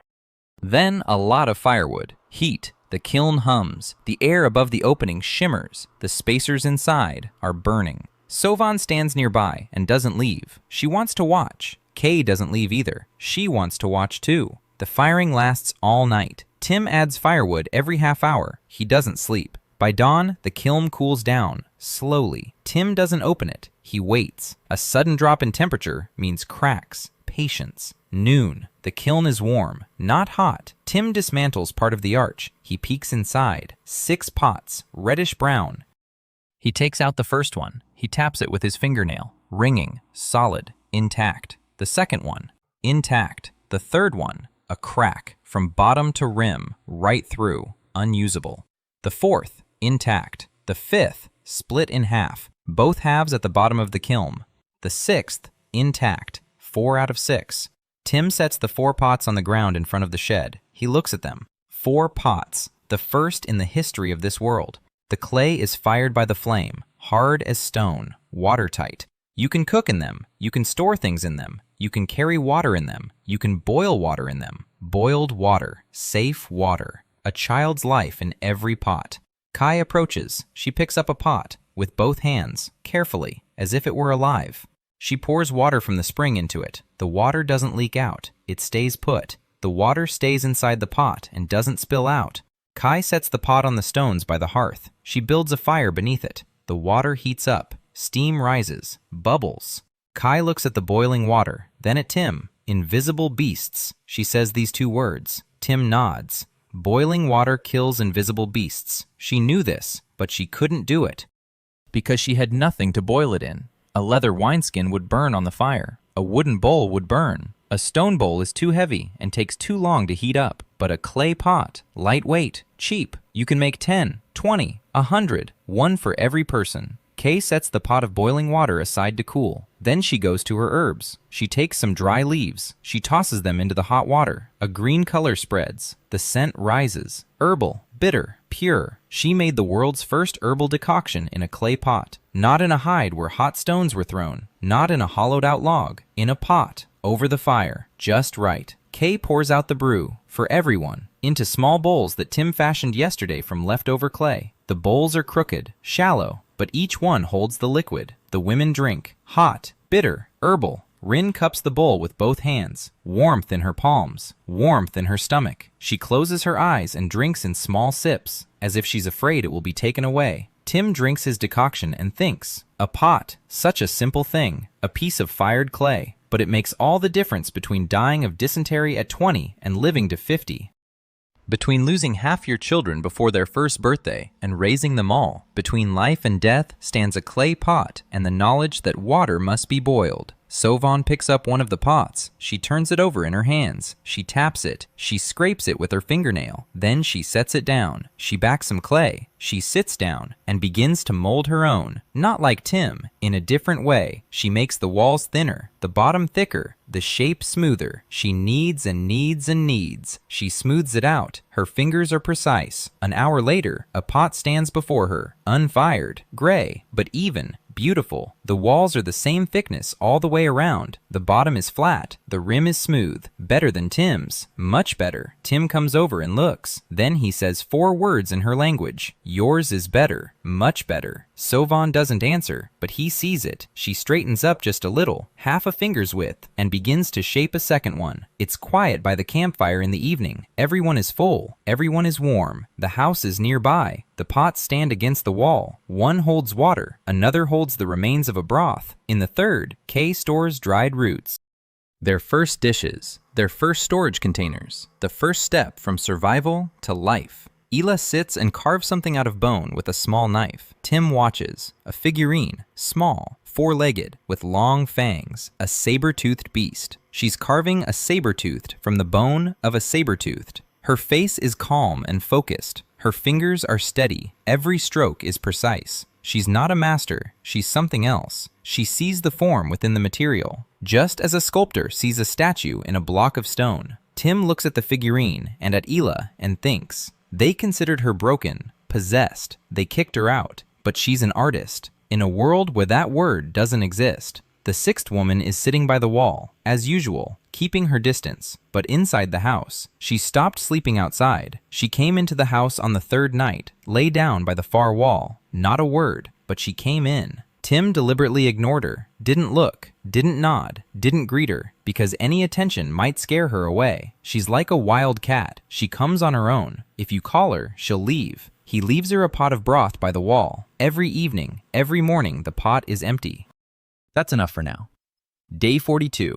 Tim stands in a meadow north of the hill and looks at the grass. Not just grass, ears of grain, slender, with grains at the tip. He plucks one, rubs it between his palms. The husk flies away. 3 small grains remain in his palm. He brings them to his nose, sniffs, puts them on his tongue, chews, a starchy taste. Wheat, wild wheat. or something so close to it that there's no difference. He stands in a field of wild wheat, and his hands are trembling, not from the cold, from realization. This is it. This is the moment that changed everything on Earth. 10,000 years ago, someone in the Fertile Crescent picked an ear of wheat, ground it, ate the grain, and thought, what if I didn't have to go out to find the grain? What if I planted the grain right here at home? The Neolithic Revolution, the transition from hunting and gathering to agriculture, the event that gave rise to civilization, cities, writing, laws. It all begins with a grain in the ground. Tim returns to camp. He walks over to Kay. She's sitting by the house, sorting herbs. He shows her the ear of grain. She takes it, looks at it, nods. She knows this plant.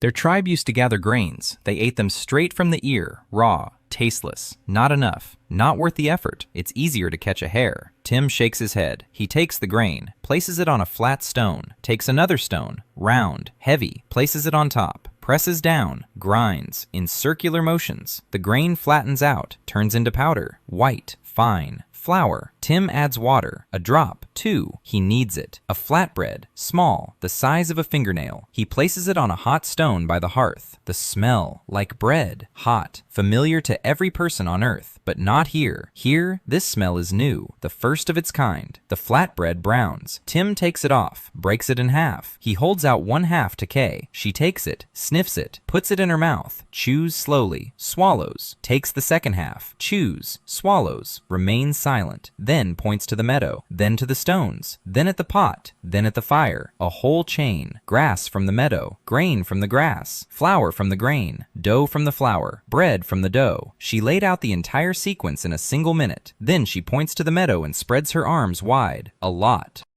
There's a lot of grain there. A great deal. But it takes a long time to gather. Each ear separately. The grains are small. They fall off. Half of them fall to the ground before you can even pick them.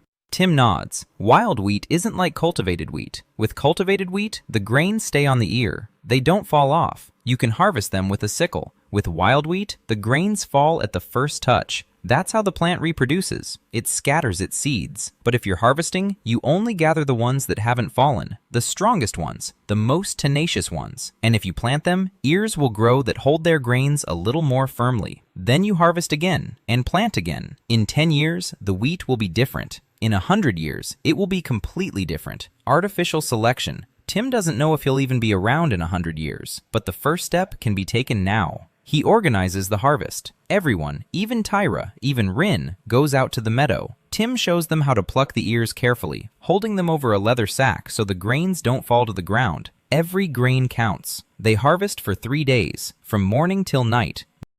Their backs ache. Their hands are scratched, but by evening on the 3rd day, they have 4 full sacks. Tim pours the grains onto a spread-out hide. He dries them in the sun for 2 days. Then he sorts them, the large ones separately, the small ones separately, the large ones for planting, the small ones for food. He explains this to Kay, slowly, repeating himself. The large grains aren't for eating. The large grains go into the ground. In the spring. No, not in the spring. In the fall. Winter wheat, sown in the fall. The grain lies in the ground all winter. The roots grow slowly. In the spring, when the snow melts, the grain already has roots. It grows quickly. The harvest comes earlier, more, stronger. Kay listens. Then she repeats it, in her own words, in her own language. Tim doesn't understand everything, but it's enough. She got it. Put the grain in the ground in the fall. Don't eat it. Wait. It'll grow in the spring. Tim chooses a plot at the foot of the hill, south-facing slope, sun all day. The soil is soft, silt from the river, fertile. He marks out the plot, 4 steps by 10, a small plot, but his first. They loosen the soil with sticks with sharpened ends. Tim, Kay. Silt. The sticks go in with difficulty. The soil is compact. Grass roots are intertwined. Tim makes a hoe, a flat stone tied to a stick. Rough, but better than just a stick. They loosen the soil for 2 days. Then Tim makes furrows, even, parallel, shallow, a finger's depth. He sows the seeds, one by one, a palm's width apart. He covers them with soil, tamps it down, waters them. That's it. The seeds are in the ground. The first planting. Ela stands at the edge of the plot and watches. Then she bends down. She touches the soil. It's damp, warm. Tim approaches. She points to the ground, then to the sky, then to the ground again. She says a phrase. Kay translates. The earth is waiting. She said that the earth is waiting. Not that the seed is waiting, that the earth is waiting for the seed. As if the earth had wanted this, had always wanted it. It's just that no one had thought to give her what she wants. Tim looks at Isla. She's a 19-year-old girl from a tribe of hunters. She's never seen a field, never seen a crop, but she sensed what he knows from books. The earth and the grain were made for each other. Man is merely a mediator. On the evening of the 45th day, Tim is cutting meat. The knife slips. The blade strikes his finger, his left hand, his index finger. A deep cut. Blood is gushing. Tim presses down on the wound and curses quietly. In English. One word. Short. Meaningful. Sovan is nearby. She hears it. Then she repeats it. Exactly. With the right accent. She doesn't know what it means, but she likes the sound of it. 3 days later, Tim hears that word again. Tyra dropped a log on her foot, and she said the same word, loudly, with feeling. And a week later, Sovan utters it before striking a stone with a hammer, ritually, with concentration, like a spell. The blow lands precisely. She repeats the ritual on the next stone, and the next. Tim stands to the side and covers his face with his hand. He has just created the first ritual of the craftsman in this world, and this ritual is an English curse. He doesn't know whether to cry or laugh. Kai approaches him that evening. She examines the cut on his finger. She washes it. She applies an herbal ointment. She bandages it with a thin strip of leather. Her fingers are careful, precise. She bandages it and doesn't let go of his hand. She holds it for a second, 2. Then she lets go. Tim looks at her. She looks at him. A palm's width separates them. And silence. Long, warm. She looks away first. She stands up. She walks over to her shelves, which aren't there yet. Tim hasn't built the shelves for her yet, but he will. Soon. Tailored to her height, with little drawers, specifically for her bundles of herbs. He already knows which ones. He's been watching, counting. The dried roots are long. They need a tall shelf. The leaves are flat. They need a wide one. The flowers are fragile. They need a covered one. He'll build it. For her. Just for her. Because she's the only one in this world who knows that invisible creatures live in the water, and she deserves a shelf for her medicines. The 50th day, almost 2 months. Tim stands in front of the house and counts. A house with a stove, a palisade around the entire perimeter, a knee-deep moat around the palisade, a potter's kiln, 12 pots, a week's supply of smoked meat, 3 fish baskets, a plot of planted wheat, 8 people. Everyone is alive. Everyone is healthy. Isla's wound has healed. A scar remains, thin. Pink. She doesn't hide it. Rin's legs have healed. She runs up and down the hill like a kid. She helps Isla carry water. She helps Kay gather herbs. Quick. Quiet. Attentive. She stopped flinching at loud noises. Almost stopped. Sometimes still. When Tyra drops something heavy, Rin freezes. For a second. Then she relaxes. It goes away slowly, but it goes away. Tim thinks and understands. He builds. Every day he builds something new. But he hasn't built the most important thing. He hasn't built people. No, not like that.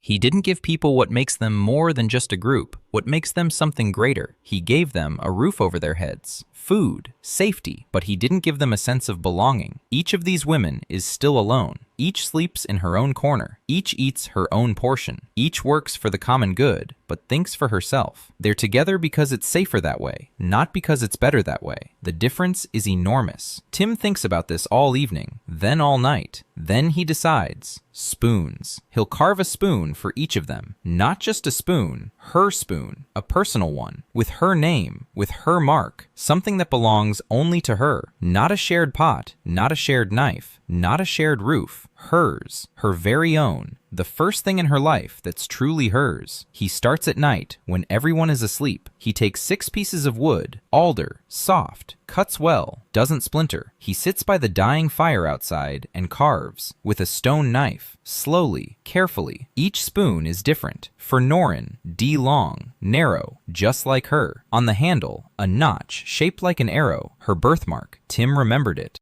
She had drawn it on a stone by the entrance during the first week. For Kay, wide, deep, a ladle for broths. On the handle, a symbol of grass, a stem and 3 leaves. Tim had seen that symbol on her wrist, a tattoo, a clan mark. For Sovan, sturdy, thick, just like her hands. 2 triangles on the handle, the symbol she and Tim share. 3, 4, 5, a right angle. She'll understand. For Ela, small, light, round, like a bird's wing. On the handle is a figure of a beast, similar to the one she carved from bone.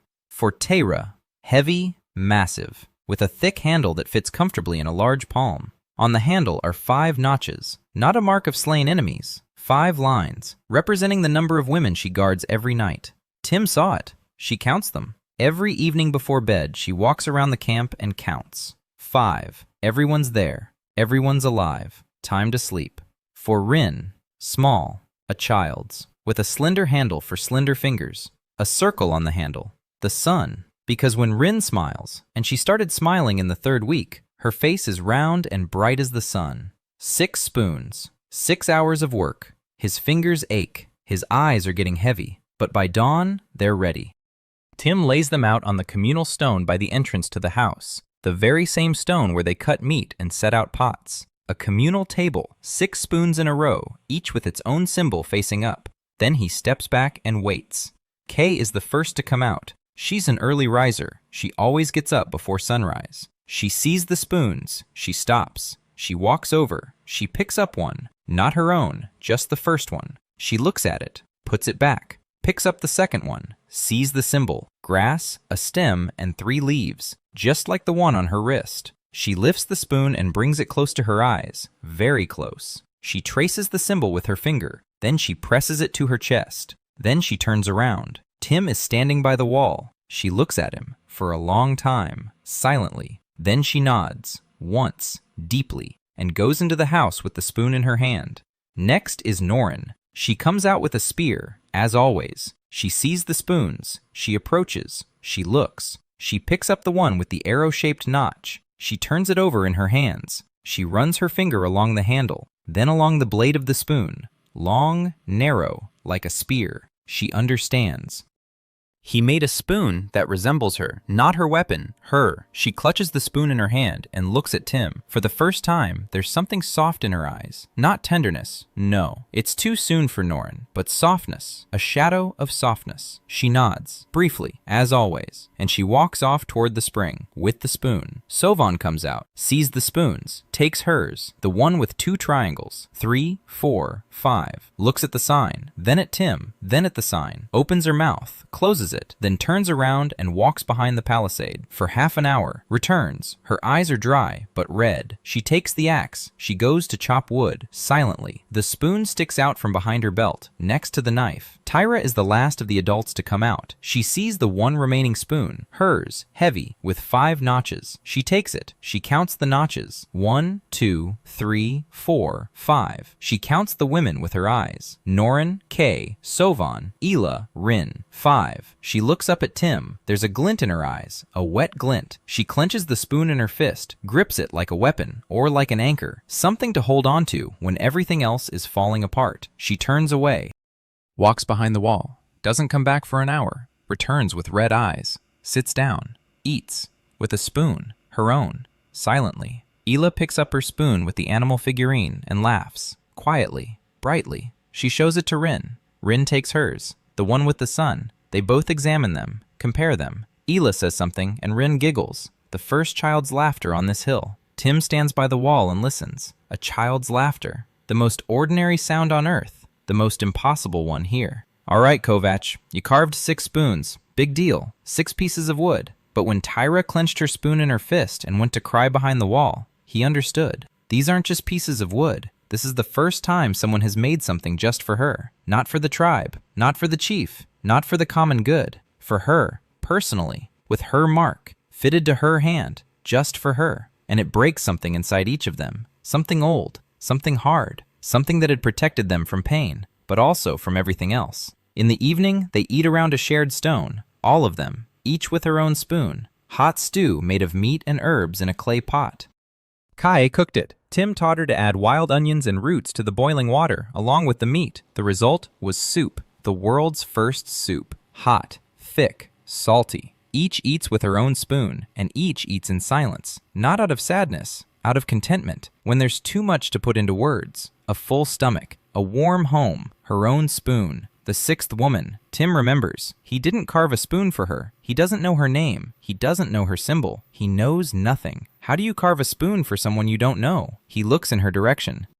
She's sitting by the wall, eating with her hands, as always. but she's looking at the spoons, at other people's spoons, in other people's hands. Her face shows nothing. Or perhaps it shows something Tim can't read. He stands up, walks over to the blanks, picks up a piece of alder, rough, unfinished, and a small knife, approaches the sixth woman, sits down next to her, not too close, at arm's length, places the piece of wood and the knife in front of her, and steps back, silently, without gestures, without words. He doesn't know what kind of spoon to carve for her, so he gives her the chance to carve her own. The sixth woman looks at the piece of wood, then at the knife, then at Tim, then back at the piece of wood, for a long time, a very long time. Then she picks up the knife, picks up the wood, and begins to carve, slowly, hesitantly. She's no master, not an artist, just a woman with a knife and a piece of wood, but she's carving, and Tim sees it. Her spoon will be crooked, uneven, ugly, but it will be hers, and that's all that matters. He gets up and leaves, doesn't turn around, doesn't look back. He gives her space.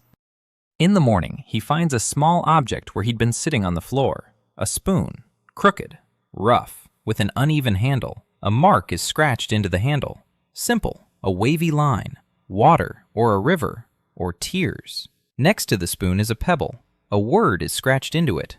No, not a word, a sound. 2 marks. Tim picks up the pebble and carries it to Tyra. He shows it to her. Tyra looks at it. She reads it. She pronounces it. 2 syllables. Marin. Tim repeats it. Marin. A name. The sixth woman had told him her name. Through the spoon. Through a knife. Through a piece of wood. She couldn't say it. She wrote it. Because she knows how to write. In a language no one else knows. But she knows how to write. Tim stands with the pebble in his hand and feels goosebumps running down his spine. She knows how to write. In a world without writing. In a world where no one ever thought to turn a sound into a mark on a stone. She knows something that no one else in the valley knows. Except perhaps the dead. Or those who left marks on the gates of tears. He looks at the pebble. 2 marks. Marin. And a wavy line on the spoon. Water. A river. Her mark. She came from the water.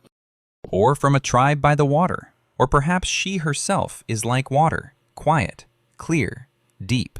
Tim walks over to Marin. She's sitting by the wall of the house in her usual spot. He sits down next to her. He shows her the pebble. He says her name. Marin. She flinches. She looks at him for the first time, straight into his eyes. Her eyes are light gray or maybe blue. There's fear in them, and hope, and something else. Tim points to the pebble, then at himself. He says, Tim. Then he points at her. Marin. Then he holds out his hand. His palm is open, not like with Tyra. To Tyra, he'd made the gesture of someone unarmed. To Marin, he extends his hand for a handshake, like in Portland, like when meeting someone for the first time. Hello, I'm Tim, and you're Marin. Nice to meet you. She looks at his hand. Then she slowly raises hers, places it in his palm. Small, slender, cold. He squeezes it, gently, and lets go. Marin opens her mouth and speaks, her first word in front of everyone, in a language no one understands. But from the tone, it's something like, finally. That evening, Tim sits by the campfire with a pebble in his hand.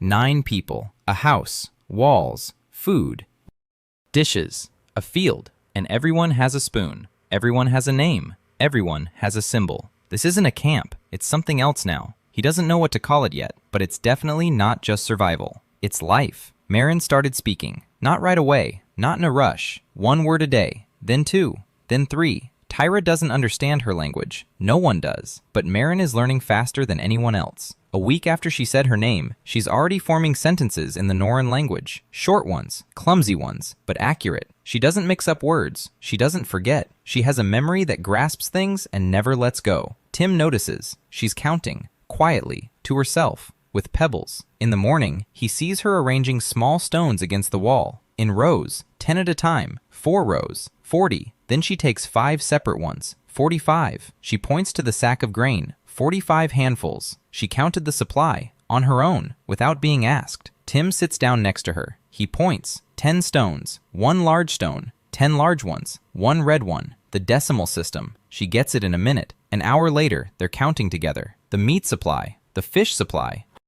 The grain supply, the number of pots, the number of tools, the number of people. Marin writes it down on flat stones, using symbols Tim doesn't recognize, but numbers. He understands numbers. She draws sticks and dots. A stick is 1, a dot is 10, a circle is 100. A simple system, not his, hers. She brought it from her tribe. Her grandfather taught her, the very same grandfather who taught her to write. Tim asks using the common language they now share. Grandfather, who? Marin is silent. Then she speaks. Slowly. Grandfather knew the old symbols, the letters of the dead. He taught her in secret, at night, when everyone was asleep. Because a woman isn't allowed to know the letters, isn't allowed to count. She wasn't allowed to remember. Her tribe lived by a salt lake. They traded in salt. Her grandfather was a salt maker and the keeper of the accounts. When her grandfather died, the chief found stones with inscriptions among his belongings, and he found the same stones with Marin. She was banished for remembering too much. Tim listens and clenches his jaw. Again. Each of these women was banished for being too good, too smart, too strong, too righteous.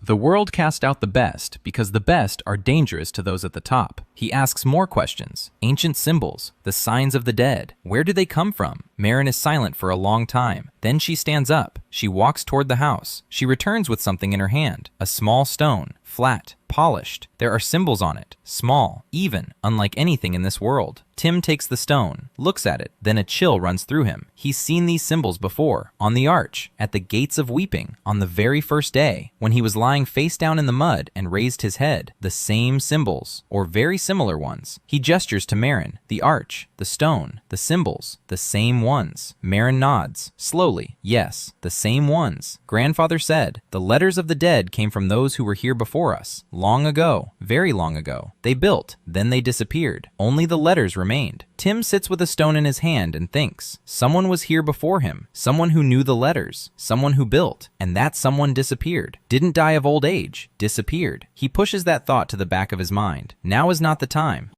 Winter is coming. Winter in a month, maybe sooner. Morning frost on the grass. The water in the spring grows colder with each passing day. The birds are flying away. The north wind is biting harder. Tim is making a list in his head. What he needs before winter. A supply of firewood. A lot. A whole lot. Enough for 4 months. A supply of food. Smoked meat. Dried fish. Grain for flour. Roots. Dried berries. Insulating the house. Caulking the cracks again with moss and clay. Seal the door. Skins on the floor. Warm clothing. Skins. Fur. They need to hunt large game, reindeer, or mouflon. A skin for everyone. He assigns tasks. He doesn't give orders. He explains. To each one individually, based on her strengths. Norin, hunting, large game, hides. Tara, firewood, gathering and splitting. Sovan, insulating the house, repairing the walls, reinforcing the roof. Kay, drying herbs and berries, stockpiling medicine for the winter. Ela, fish and meat, smoking, storage. Marin, record keeping, counting everything, writing everything down, to know how much there is and how much is needed. Rin, helping everyone, carrying, serving, running. She's fast. She's everywhere.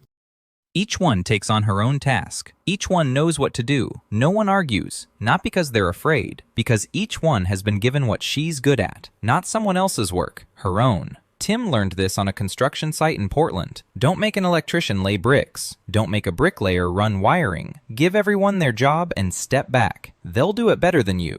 Day 55. Norin is going hunting for 3 days, alone. Tim doesn't want to let her go, but he doesn't say so. She's the best hunter. She knows the woods. She'll come back, or she won't. But forbidding her to go would mean saying he doesn't trust her, and he does trust her. 3 days without Norin feel long. Tim catches himself looking north, toward the edge of the woods. Every hour, he waits. On the morning of the 4th day, she emerges from the woods, a hide slung over her shoulders, a large one, a deer, a full-grown male. She drags the butchered carcass on a sled made of poles, alone. 3 days in the woods, alone. Tim walks toward her. He takes the drag, pulls it alongside her. They haul the meat up the hill in silence, shoulder to shoulder. At the top, she stops, looks at him, then speaks. 2 words. I'm back. Tim nods. I see. She nods.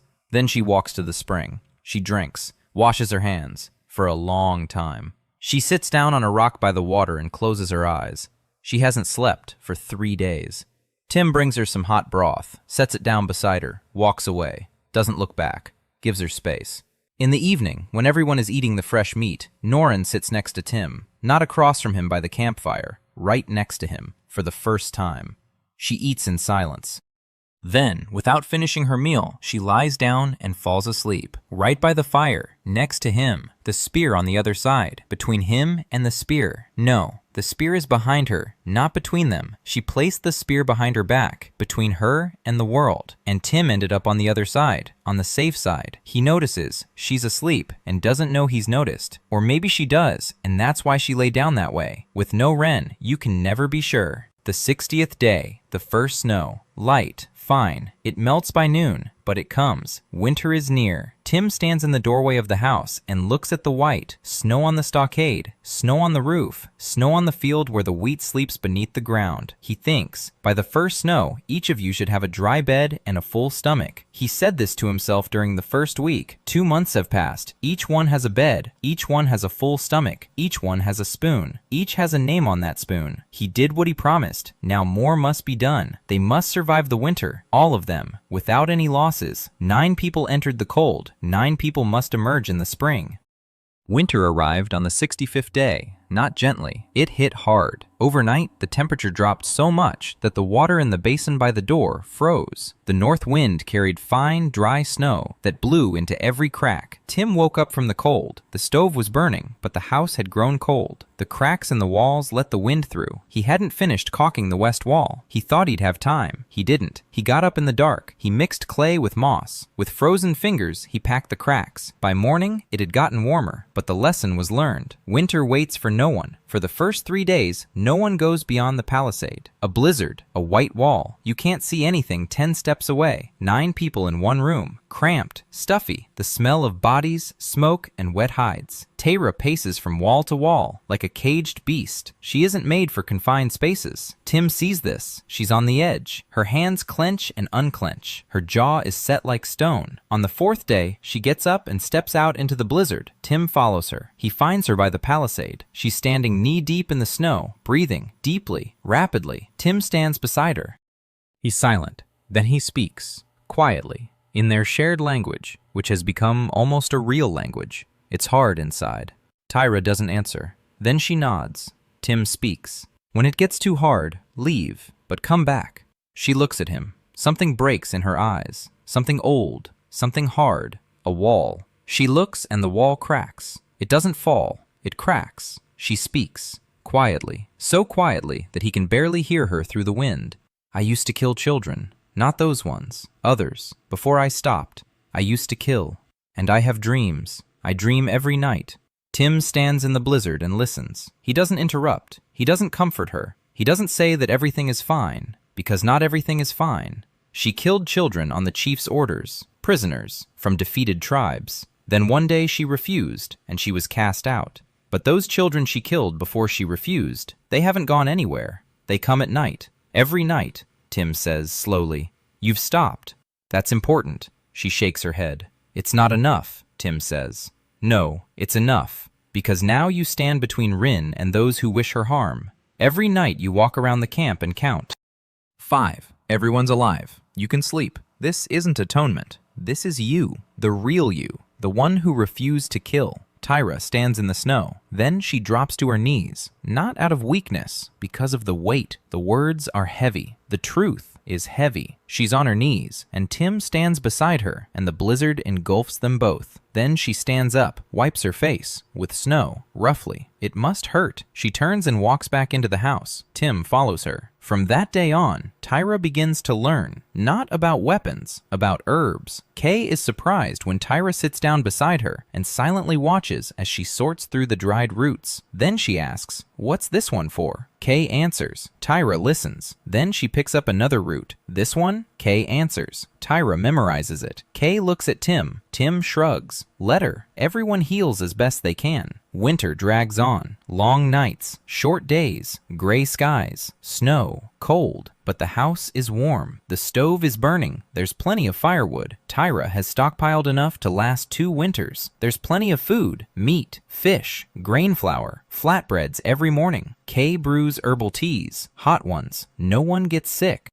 Tim insisted, "Wash your hands before eating. Only drink boiled water. Only cooked meat. No leftovers on the floor." Simple rules, but they work. Long evenings. Tim begins to teach, for real, not with gestures, with words. We've developed a common language, not perfect, but sufficient. He explains why grain grows, what soil is, what a seed is, how a root absorbs water, and how a leaf absorbs light. Kay listens and asks questions. Marin takes notes on flat stones. Using symbols she adapts as she goes. Old symbols of the dead, plus new ones she invents for new concepts. Soil, seed, root, light, new words, new symbols. Tim realizes what's happening. Writing is being born. Here, in this house, in winter, when it's snowing outside and there's nothing to do but talk and listen and write things down. Marin is creating an alphabet, not him, her. He gives her knowledge. She gives that knowledge form. Sovan builds a small model in the corner of the house, out of sticks and clay. A house, but not like this one, a different one, bigger, with 2 rooms, with a separate entrance for firewood, with shelves along the walls, with a window. She shows it to Tim. He looks at it. Then he takes a stick and adds a detail, a taller chimney for better draft. Sovan frowns. Then she tries it on the model. She nods. That's right. Then she removes his stick and puts her own in its place. The same one, but slightly to the right. Better. He laughs. She doesn't laugh, but there's warmth in her eyes. They argue through the language of sticks and clay. Every evening, the models grow. A house, a workshop, a storage shed, a wall with a tower. Sovan is building a city out of sticks, and Tim sees it. She thinks further ahead than he does. He thinks about what to build. She thinks about where to build, how to arrange it, how to connect it. She has spatial thinking that isn't taught in schools because it's innate. She's an architect in a world where that word doesn't exist. Ela spends her days by the door. She cracks it open. She looks outside. Mouflons are walking in the snow in the meadow. Wild ones. A small herd. About 10 of them. They've come to the hill because the wind is lighter here. The southern slope. Shelter from the north wind. Ela watches them for hours. Then she begins to bring them leftovers, grain husks and root scraps, and places them by the palisade. By morning, the food is gone. Hoofprints. The mouflons came at night. A week later, they come during the day. They stand 20 paces from the palisade, watching. Isla steps out, slowly, with a handful of grain in her hand. She stands, doesn't move. The lead mouflon, an old one, with large, curved horns. He looks at her. He sniffs the air. Tim stands behind the fence, holding his breath. Norin is next to his bow, just in case. The leader takes a step, 2, 3. He approaches Isla. He sniffs her hand, takes the grain with his lips, gently, chews. Isla doesn't move. She just smiles, quietly, like the sun peeking out from behind the clouds. The leader finishes eating. He stands there. Then he turns and walks back to the herd. He doesn't run away. He just walks away, calmly. He'll come back tomorrow, and the day after tomorrow, and every day, because there's grain here, and there's a girl who smells not of fear, but of patience. Tim looks at Isla and thinks, domestication. 10,000 years ago, someone held out a handful of grain to a wild beast in exactly the same way, and the beast took it, and everything changed. Meat, milk, wool, draft power.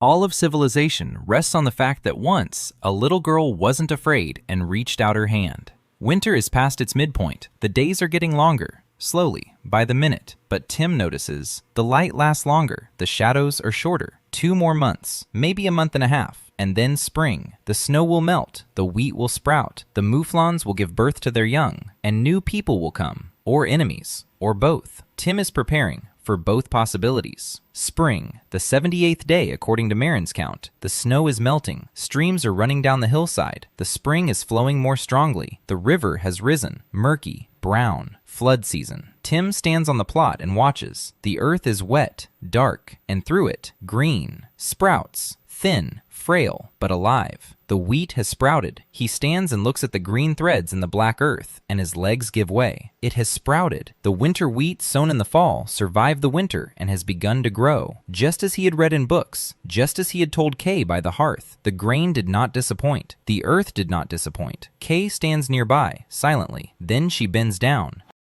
She touches a sprout with her fingertip, gently, as if it were because it's alive. She straightens up and looks at Tim. In her eyes, he sees what he saw in the mirror when he first started a fire without matches during a survival course at the age of 22.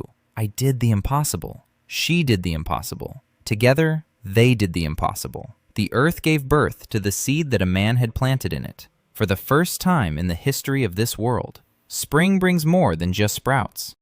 On the 83rd, Norin returns from the hunt earlier than usual, empty-handed. Her face is stern. She calls for Tim, silently, with a gesture. They step outside the palisade. She leads him to the northern edge of the forest. She points. Tracks. Many of them. Not 3 like in the fall. 10, 12. People. They passed through yesterday. Direction, east. Along the edge of the forest. Not straight toward the hill, but close. Reconnaissance. The red hands are searching. Spring. The snow has melted. The trails are clear. They've left their winter camps and are searching for game, for territory, and for those who shouldn't be on this territory. Tim returns to camp. He gathers everyone. He speaks. Briefly, people nearby, lots of them, red hands. Maybe a reconnaissance mission, maybe a hunt, but soon they'll find us. Silence. Then Tyra stands up. She speaks. How many weapons do we have? They count. 2 spears, Norin's bow, 4 darts, 6 knives, Tim's sling, for 9 people. Of those, 3 are fighters, Norin, Tyra, and Tim, if you count the sling. Not enough. Not nearly enough, Tim thinks. Not weapons, defense, walls, a moat, traps. He can't win a battle in the open.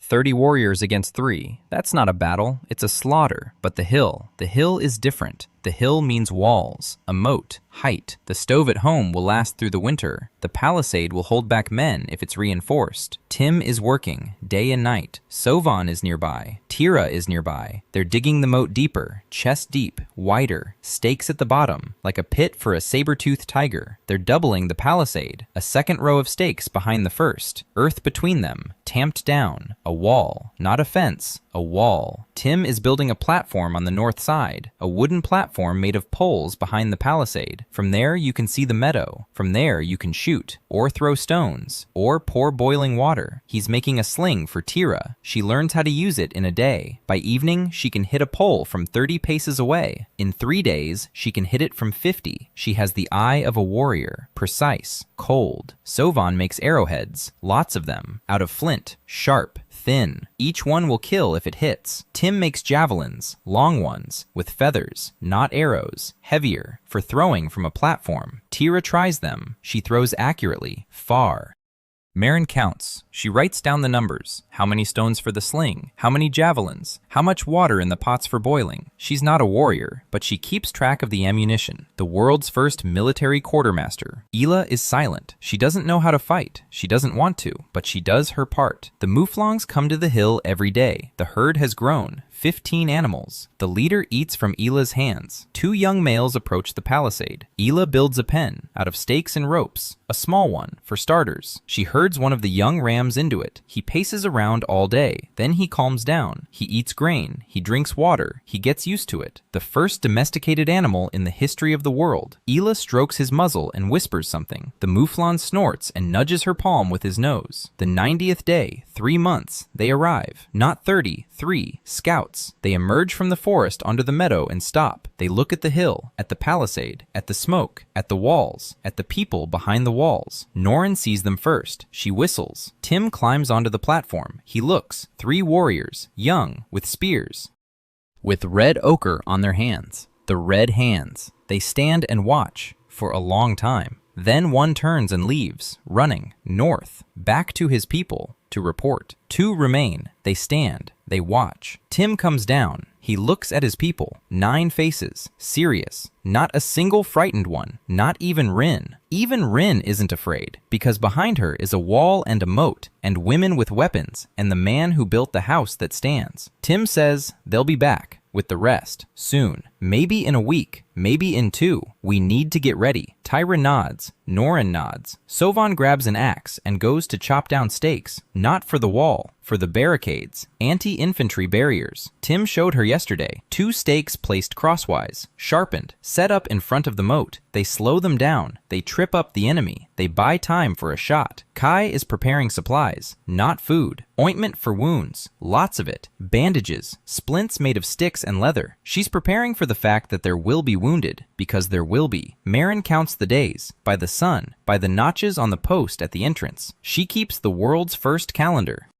And according to this calendar, there are 2 moons left until summer, if they survive. They arrived on the 102nd day. Morning, fog rising from the river, white, thick. Norin can't see the meadow, but she can hear it. Footsteps, many, heavy, rhythmic. She whistles 3 times, a battle signal. Tim is on the platform, squinting into the fog. Silhouettes. 1, 5, 10, 20. They emerge from the fog like ghosts. Paint on their hands. Spears, clubs, shields made of leather and wood. Tim counts. 30, 35, 40. No, more. Rin was wrong. Or Gark has called in allies. 50, maybe 60 warriors in the meadow before the hill, against 9, 4 of whom are fighters, if you count Rin with her sling, which Tyra taught her in 3 days. Tim feels no fear. He feels clarity, like on a construction site when nothing goes according to plan and you have to think fast. The roof is sagging, the wall is crooked, the concrete hasn't set. Panic is useless. Think, act, command. He looks out at the field. The catapults stand in front of the moat, 20 of them. The moat is deep, a wall beyond the moat, a shooting platform, stones for the slings, darts.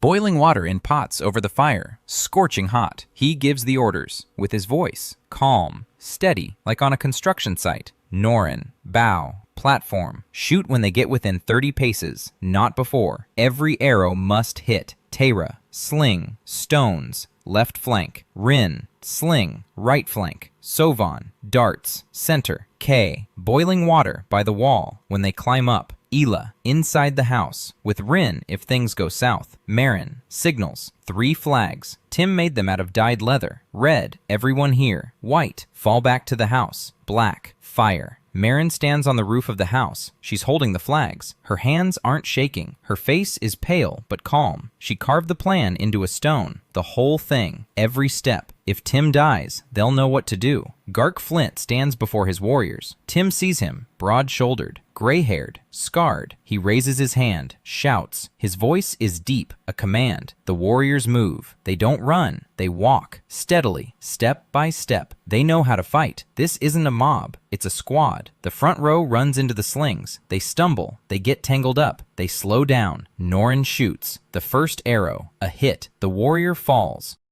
He clutches his thigh. The second arrow misses. The third, his shoulder. Tyra throws a stone from her sling. It hits his head. The warrior collapses. Rin throws, misses. Again, hits in the chest. The warrior staggers back. He doesn't fall, but he staggers back. They break the slings, trample them, advance, reach the moat. The first ones jump, deep, chest high, stakes at the bottom. A scream, another scream. 2 have impaled themselves. The rest climb the walls of the moat. Mud, slippery, slowly. Tim screams. Kai! She tips over the pot. Boiling water pours down. Into the moat. A scream. Wild. The warriors retreat from the wall, but others are climbing. On the right, where there's no boiling water, Tim grabs a javelin, throws it, hits the shoulder. The warrior falls back into the moat. Sovan throws, hits, throws, misses, throws, hits. She isn't aiming. She throws and hits. The hands of a master. They're climbing over. The first warrior climbs over the palisade. Tyra meets him, a knife in her hand. A short, hard strike. The warrior falls back down. Tyra didn't kill him. She struck his arm. He dropped his spear and fell. She remembers Tim's words.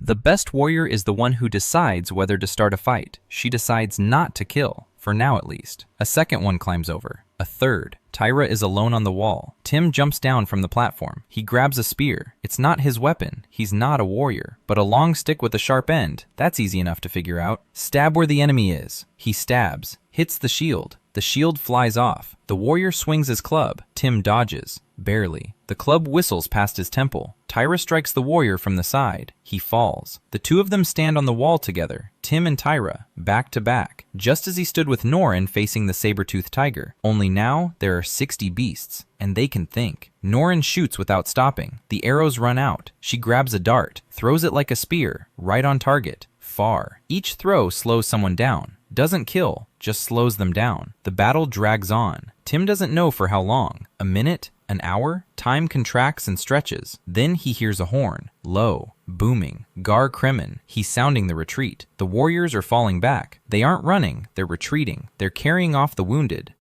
In an orderly fashion, Tim stands on the wall and breathes. His hands are shaking. His spear is covered in blood, not his own. It's running down his cheek. He touches it. A cut. When did it happen? He doesn't remember. He counts his people. Norin, alive. A scratch on her arm. Teyra, alive. a bruise on her ribs. Sovan, alive, a cut on her forehead. Kai, alive, a burn on her arm from a pot. Ela, alive, inside the house, crying. Rin, alive, the sling is still in her hand. Marin, alive, flags in her hands. She didn't raise a single one.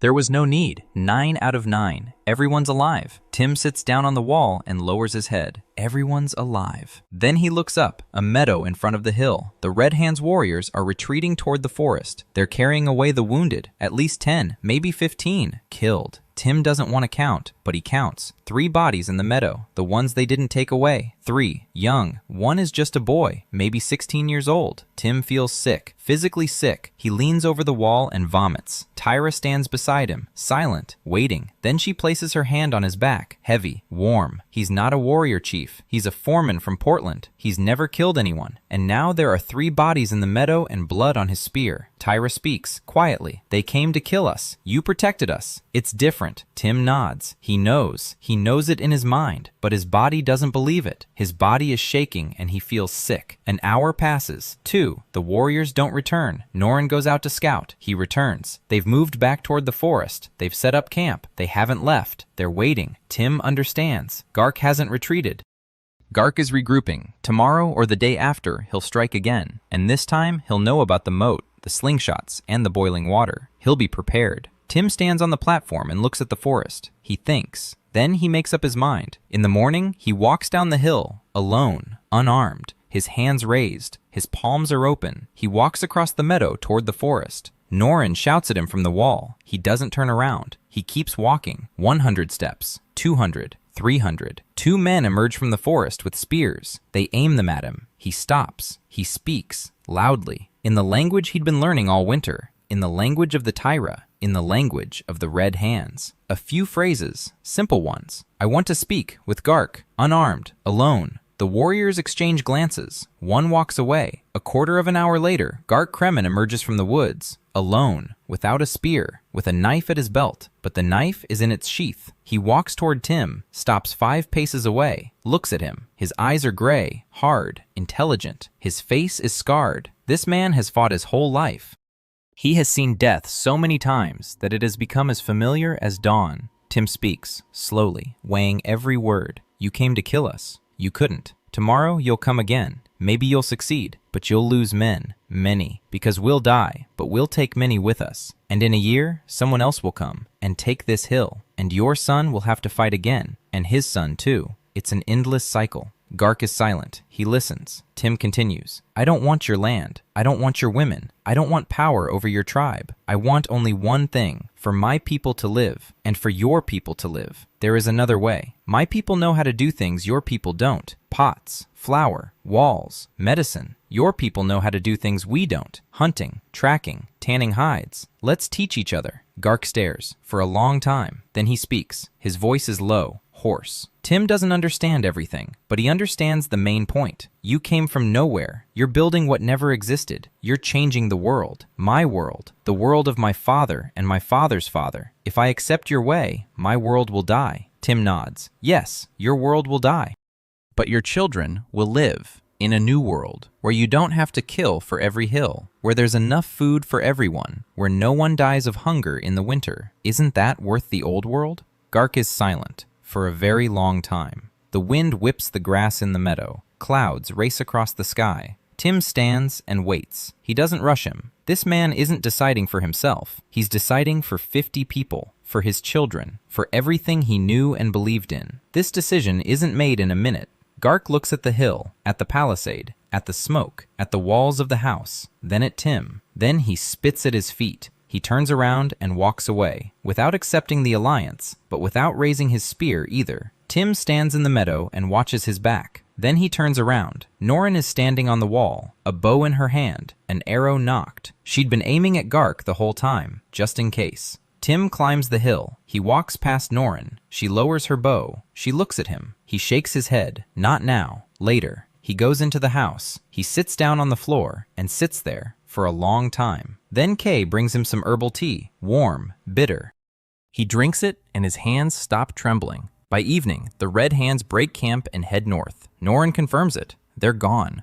All of them. They left no scouts behind. They left without a trace. Tim climbs onto the wall and looks out at the empty meadow. 3 bodies lie in the grass. Their people didn't take them. Tim climbs down. He gathers the women. He says, "We'll bury them, according to their custom." Tyra knows. She's from a neighboring tribe. She knows the right. They dig a grave, all of them, together. They lay the bodies to rest. Tyra recites the words, ancient, heavy. Then they cover them with earth. They place stones, 3 stones. Tim stands before the grave and says nothing. These people came to kill him, and he killed them, or helped kill them, or built a wall against which they crashed. It doesn't matter. 3 stones, 3 lives. The first to die in the history of Aruna. He doesn't know that word yet, but Ela already does. The evening after the battle, Tim sits on a rock by the wall of the house and watches the sunset. The sky is red, dense, like the ochre with which the red hands painted their hands. Ela sits beside him, in silence. She didn't leave the house during the battle, but she heard everything. Every scream, every blow, every moan. She sits next to Tim and doesn't say a word. Then she takes his hand, his left one, with the knife cut that is healed and left a scar, and a new cut from today's battle. She presses his palm against her cheek and holds it there in silence. Her cheek is warm, wet. She's crying silently, not out of fear, because he's alive. Tim sits there, feeling her tears on his palm, and doesn't move. A minute later, she lets go. She stands up. She walks away. He watches her go and realizes what he'd known for a long time, but hadn't allowed himself to admit. These women, all 6 of them, each in her own way, each in her own path. They don't just trust him, they've chosen him, not as a leader, not as a protector, as one of their own person, someone they'd never had before. Morning, the 100th day, according to Marin. She'd made a notch on the post by the entrance, the 100th, a round number. Tim stands in front of the house and takes stock of what's there. A house with a stove, a palisade, a moat, a footbridge, a pottery workshop, 26 pots. A field of wheat growing tall, green, thick. A pen with 3 mouflons. Ela had tamed 2 more over the spring. A smokehouse, a supply of meat, a supply of fish, a supply of flour. The vegetable garden that Kay had laid out on the southern slope. Onions, root vegetables, herbs. 9 people, alive, healthy, well-fed. He recalls the thoughts he had on the first day. By the first snow, each of you must have a dry bed and a full stomach. Everything else can wait. Then that time came. And then it turned out to be more than he could have imagined while lying face down in the warm mud by the black stone arch. On the 103rd day, the first refugees arrive. A family, a man, a woman, 2 children, a boy of about 7, a girl of about 5. They come from the south, through the reeds, exhausted, hungry. The man is wounded, an arrow in his thigh, broken off. The tip is still inside. Kay pulls it out, washes the wound, bandages it. Boiled water, clean rags, herbal ointment. The man screams. Then he falls silent. Then he falls asleep. The woman sits by the wall with the children and looks at the house, at the pots, at the wheat, at the food. At the people who aren't trying to kill her, she doesn't believe it, just as Rin didn't believe it, just as none of them ever did. Because this world didn't teach people to believe in kindness. It taught them to survive. Tim gives them food, warm food, in a pot. The girl eats and looks at him with huge eyes. Tim looks away, a lump in his throat, again. A week later, 5 more arrive. Men, hunters, from a shattered tribe in the east. Their chief was killed in a skirmish with their neighbors. They fled. They followed the smoke. They heard from someone that in the west there's a hill where no one is killed, where they're fed, where there's a house. Tim takes them in, everyone, no strings attached. The population grows to 14, then 16. By midsummer, 20. Tim stops building alone. He explains, he teaches, he assigns tasks. The newcomers chop wood. They build a second house, a third. Sovan oversees the construction. She doesn't help. She directs. She stands on the site and tells them where to place the logs, how to cut out the bowl, how to set the rafters. The male hunters listen, at first with a smirk. A woman is giving orders, then without a smirk. Because when she says to make it straighter and you do it straighter, the wall doesn't collapse and the roof doesn't leak. And when you don't listen, the wall collapses and you have to redo it. Once is enough. The second time, they listen. The third time, they come over and ask how to do it. Sovan stands on the construction site with an axe tucked into her belt and a spoon with 2 triangles next to the axe, directing the construction of the world's first city. Tim watches her from the sidelines and smiles. He isn't needed on the site. Sovan handles it better. He's needed elsewhere. Kay heals. Every new person arrives sick or wounded, or both. She heals them in the workshop Tim built for her at the beginning of summer, with shelves at her height, with little boxes that fit her bundles perfectly, with a window facing east where the morning light shines. There's a sign on the door, made of stone, with her name on it. Marin carved it, using old symbols and new ones. K, healer. Kay stood in front of the plaque for 3 days and didn't go inside. Then she went in, and she didn't come out again except to gather herbs. This is her home within a home. Her place, the first one in her life. Marin keeps track of everything. People, supplies, expenses, income. She sits at a flat stone that Tim called a table and writes things down. Every pot, every sack of grain, every coil of rope. Her handwriting is neat, small, precise strokes. She's created a writing system that isn't just legible to her. She's teaching Rin. Rin picks it up quickly. After a month, she can read. After 2, she's writing. The first student of the first scribe. Tyra commands the defense. Tim appointed her officially, in front of everyone. He said so. Tyra is responsible for security. Her word on matters of defense is equal to mine. No, above mine, because I'm a builder, and she's a warrior. Not the kind of warrior who kills, the kind who protects. Tyra listened to these words. Then she left and didn't show up for a day. She returned sober, calm, with a patrol plan she'd drawn on a piece of bark. 3 routes, 2 patrols per shift, a signaling system, a whistle, smoke, fire. Tim looked at the plan. Then he said, "Better than I could have done." She nodded. "I know." For the first time, she didn't walk away crying. For the first time, she accepted the praise as it was due. Ela. Her herd had grown. 8 mouflons. 2 kids were born in early summer. Tiny, cute, on spindly legs. The settlement's children. A boy and a girl from the first family. They run after Ela and the kids. They laugh. Children's laughter on the hill. Every day. Ela teaches them how to approach the animals, how to feed them, how not to scare them. She doesn't use words they understand. She shows them with her hands, with her body, with silence. And the children understand, just like the mouflons, just like the birds. Ela speaks a language older than words, Norin.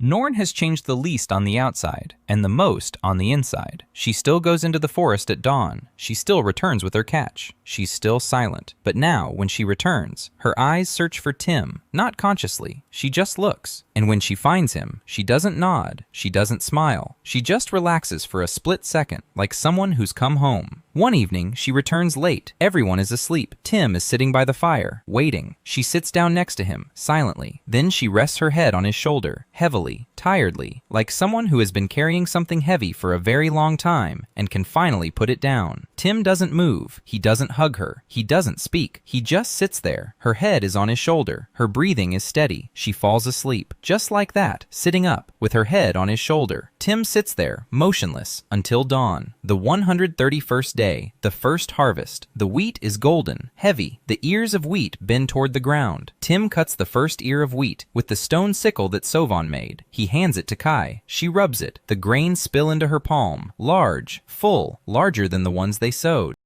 The earth gave more than it received. They harvest for 3 days. Everyone, 20 people in the field, from morning until sunset. There's enough grain not only for the winter, there's enough to sow a field twice as large. Tim stands before the sacks of grain and counts. 6 sacks. Marin writes it down. The exact number, by the handful, 643 handfuls. The first recorded harvest in the history of the world. The fall of the second year in the settlement. The population is 24 people. More are arriving. Tim convenes the first council. He doesn't decide alone. All the elders, Norin, Kai, Sovan, Ela, Tyra, Marin, and him, 7 of them. They discuss who to accept, how to divide the work, where to build new houses, and how to extend the wall. Everyone speaks. Everyone listens. Marin takes notes. Decisions are made by a majority vote. Tim isn't the leading voice, just one of the 7. Sovan proposes building a second row of walls, an earthen rampart, not a palisade, a rampart, stone and earth, stronger, taller, more durable. Tim nods, better than his plan. She thinks on a larger scale. Norin suggests sending scouts to the river otters, a small tribe on the river downstream, peaceful, fishermen, perhaps allies, perhaps trade, pots in exchange for fish, cloth in exchange for pelts. Tim nods, trade, peaceful, no weapons. Kay suggests teaching the newcomers to boil water. Everyone, from day one, mandatory, not a request, a rule. Anyone who doesn't boil their water drinks from a separate stream and lives behind the wall until they start. Strict. But Kay knows the cost of dirty water. She's seen children die. She won't let that happen here. The council decides, unanimously. In the evening after the council meeting, Tim stands on the wall and looks out at the settlement. 3 houses, a workshop, a clinic, a smokehouse, a pen, a field, a vegetable garden, 24 people. Smoke rises evenly and thinly from the dry firewood. Children run between the houses, a boy, a girl, and 2 teenagers who arrived without their parents a month ago. Rin looks after them. She's 14. She's the oldest. She's teaching them the letters she learned from Marin, their first school. No walls, no desks, just a girl, 3 children, and pebbles with letters on them scattered on the ground. Norin stands at the edge of the meadow, watching the sunset. A spear rests on her shoulder. Behind her back is a bow, a new one. Tim made it for her. A composite bow, made of 2 types of wood, glued together with fish glue, tailored to her hand, tailored to her draw weight, with a notch shaped like her clan symbol. When he gave her the bow, she was silent for 2 days. Then she went into the forest and returned with a deer. She laid it at his feet, silently. He understood. Marin sits at the table and writes. A scroll of tanned leather, long, the first document, a list of residents, names, dates of arrival, skills. She records everyone, every name, because a name is the most important thing a person has. A name means that you are seen, that you are not a nobody, that you are here. Tim climbs down from the wall. He walks toward the square in front of the main house. He sits down on a rock. Women sit down around him, one after another. Norin, Kay, Sovan, Ela, Tyra, Marin, 6. Those very 6. The ones who sat by the arch on the first day. Wet, angry, frightened, with stone knives at their belts, with a spear pointed at his chest. 130 days ago, a lifetime ago. Tim looks at them, at each one. Norin, straightforward, silent, with a bow on her back and a gentleness in her eyes that only he can see. Kay, calm, with hands that heal and a mind that sees the unseen. Sovan, strong, with an axe at her belt and a spoon with triangles beside it, the architect of a world where that word doesn't exist. Ela, radiant, with a kitten that follows her around like a dog, with a smile that appears every day and never fades. Tayra, broad-shouldered, with scars on her arm that she's lost count of, and with new scars, 5 lines, 6, 7, 24, 1 for each person she protects. Marin, quiet, with a scroll in her hand, with letters that have outlived the dead and now live in the hands of the living. 6 women are looking at him, each in her own way, each with her own gaze, and Tim sees in these 6 gazes what he's been searching for his whole life and never found, neither on the construction sites of Portland, nor on the trails of the Cascade Mountains, nor in the books he read in the evenings. Home. Not walls and a roof. Home. People. Ela stands up. She speaks, briefly. In the common language they've built from 6 languages and 1 English curse word. This place must have a name. Tim nods. Marin takes out a scroll, a new one, blank. Isla says a word, 2 syllables. Ar-una. Everyone is silent. Then Kay repeats it. Ar-una. Sovan repeats it. Tyra repeats it. Norin repeats it. Marin writes it down. Ar-una. The house that stands. Marin reads it aloud, solemnly, just as her grandfather taught her. Her voice trembles, her hands tremble, but she reads. The name of the city, the first city in the world. Then everyone approaches the scroll, dips a finger in red ochre, and leaves a fingerprint. Isla signs first, because that's what the council decided, because she gave the city its name, and because she is the one who was called broken her whole life. And now she is the one whose name stands first on the first document of the world's first city. Isla presses her finger to the scroll. Then she lifts her head and speaks, quietly. They used to call me broken. Now they call me by my name. Silence. Then Marin signs her name. Sovan, Kay, Tyra, Norin, Rin. Every resident, one by one. 24 fingerprints. Tim is the last to go. He dips his finger. He places his fingerprint. The 25th. The last one. Then he lifts his head and looks at them. At everyone. At the 6 women looking at him. At the children between the houses, at the men by the wall, at the smoke from the stoves, at the field beyond the wall, at the mouflons in the pen, at the sunset painting the sky ochre. And in the 6 pairs of eyes before him, he sees not survival, not gratitude, not duty, not fear. He sees home. He's a foreman from Portland. He came here with his face in the dirt, the smell of gasoline in his memory, and without a single tool. They gave him 6 people and a whole world. He built, every day, every hour, walls, roofs, stoves, pots, plows, bows, spoons. He built things for people, not just things, for people. And the people built the rest, themselves, with their own hands, hands he taught and which taught him. Tim stands in Aruna Square, the city that stands. The first snow of the second winter falls on the roofs. Light, quiet. It falls on Noran's shoulders, on Kay's braid, on Sovan's hands, on Ela's smile, on Tyra's broad shoulders, on Marin's scroll. Tim closes his eyes. He inhales smoke, bread, wet clay, fresh wood, the smell of home. He opens his eyes. The second winter lies ahead. In the spring, the river otter's embassy will arrive. In the summer, they will triple the size of the field. In a year, Sovan will build a second line of walls. In 2 years, Marin will translate the symbols on the gates of tears and reveal the secret of those who came before them. In 3 years, they'll send the first students to found a second village. The seed effect. All of this lies ahead. All of this will be. But today there's snow, a warm house, 6 spoons in the chest by the wall, and 25 fingerprints on a piece of leather, the world's first constitution, written in ochre and signed by those whom the world deemed unnecessary. Aruna stands, the house that stands, and it will continue to stand.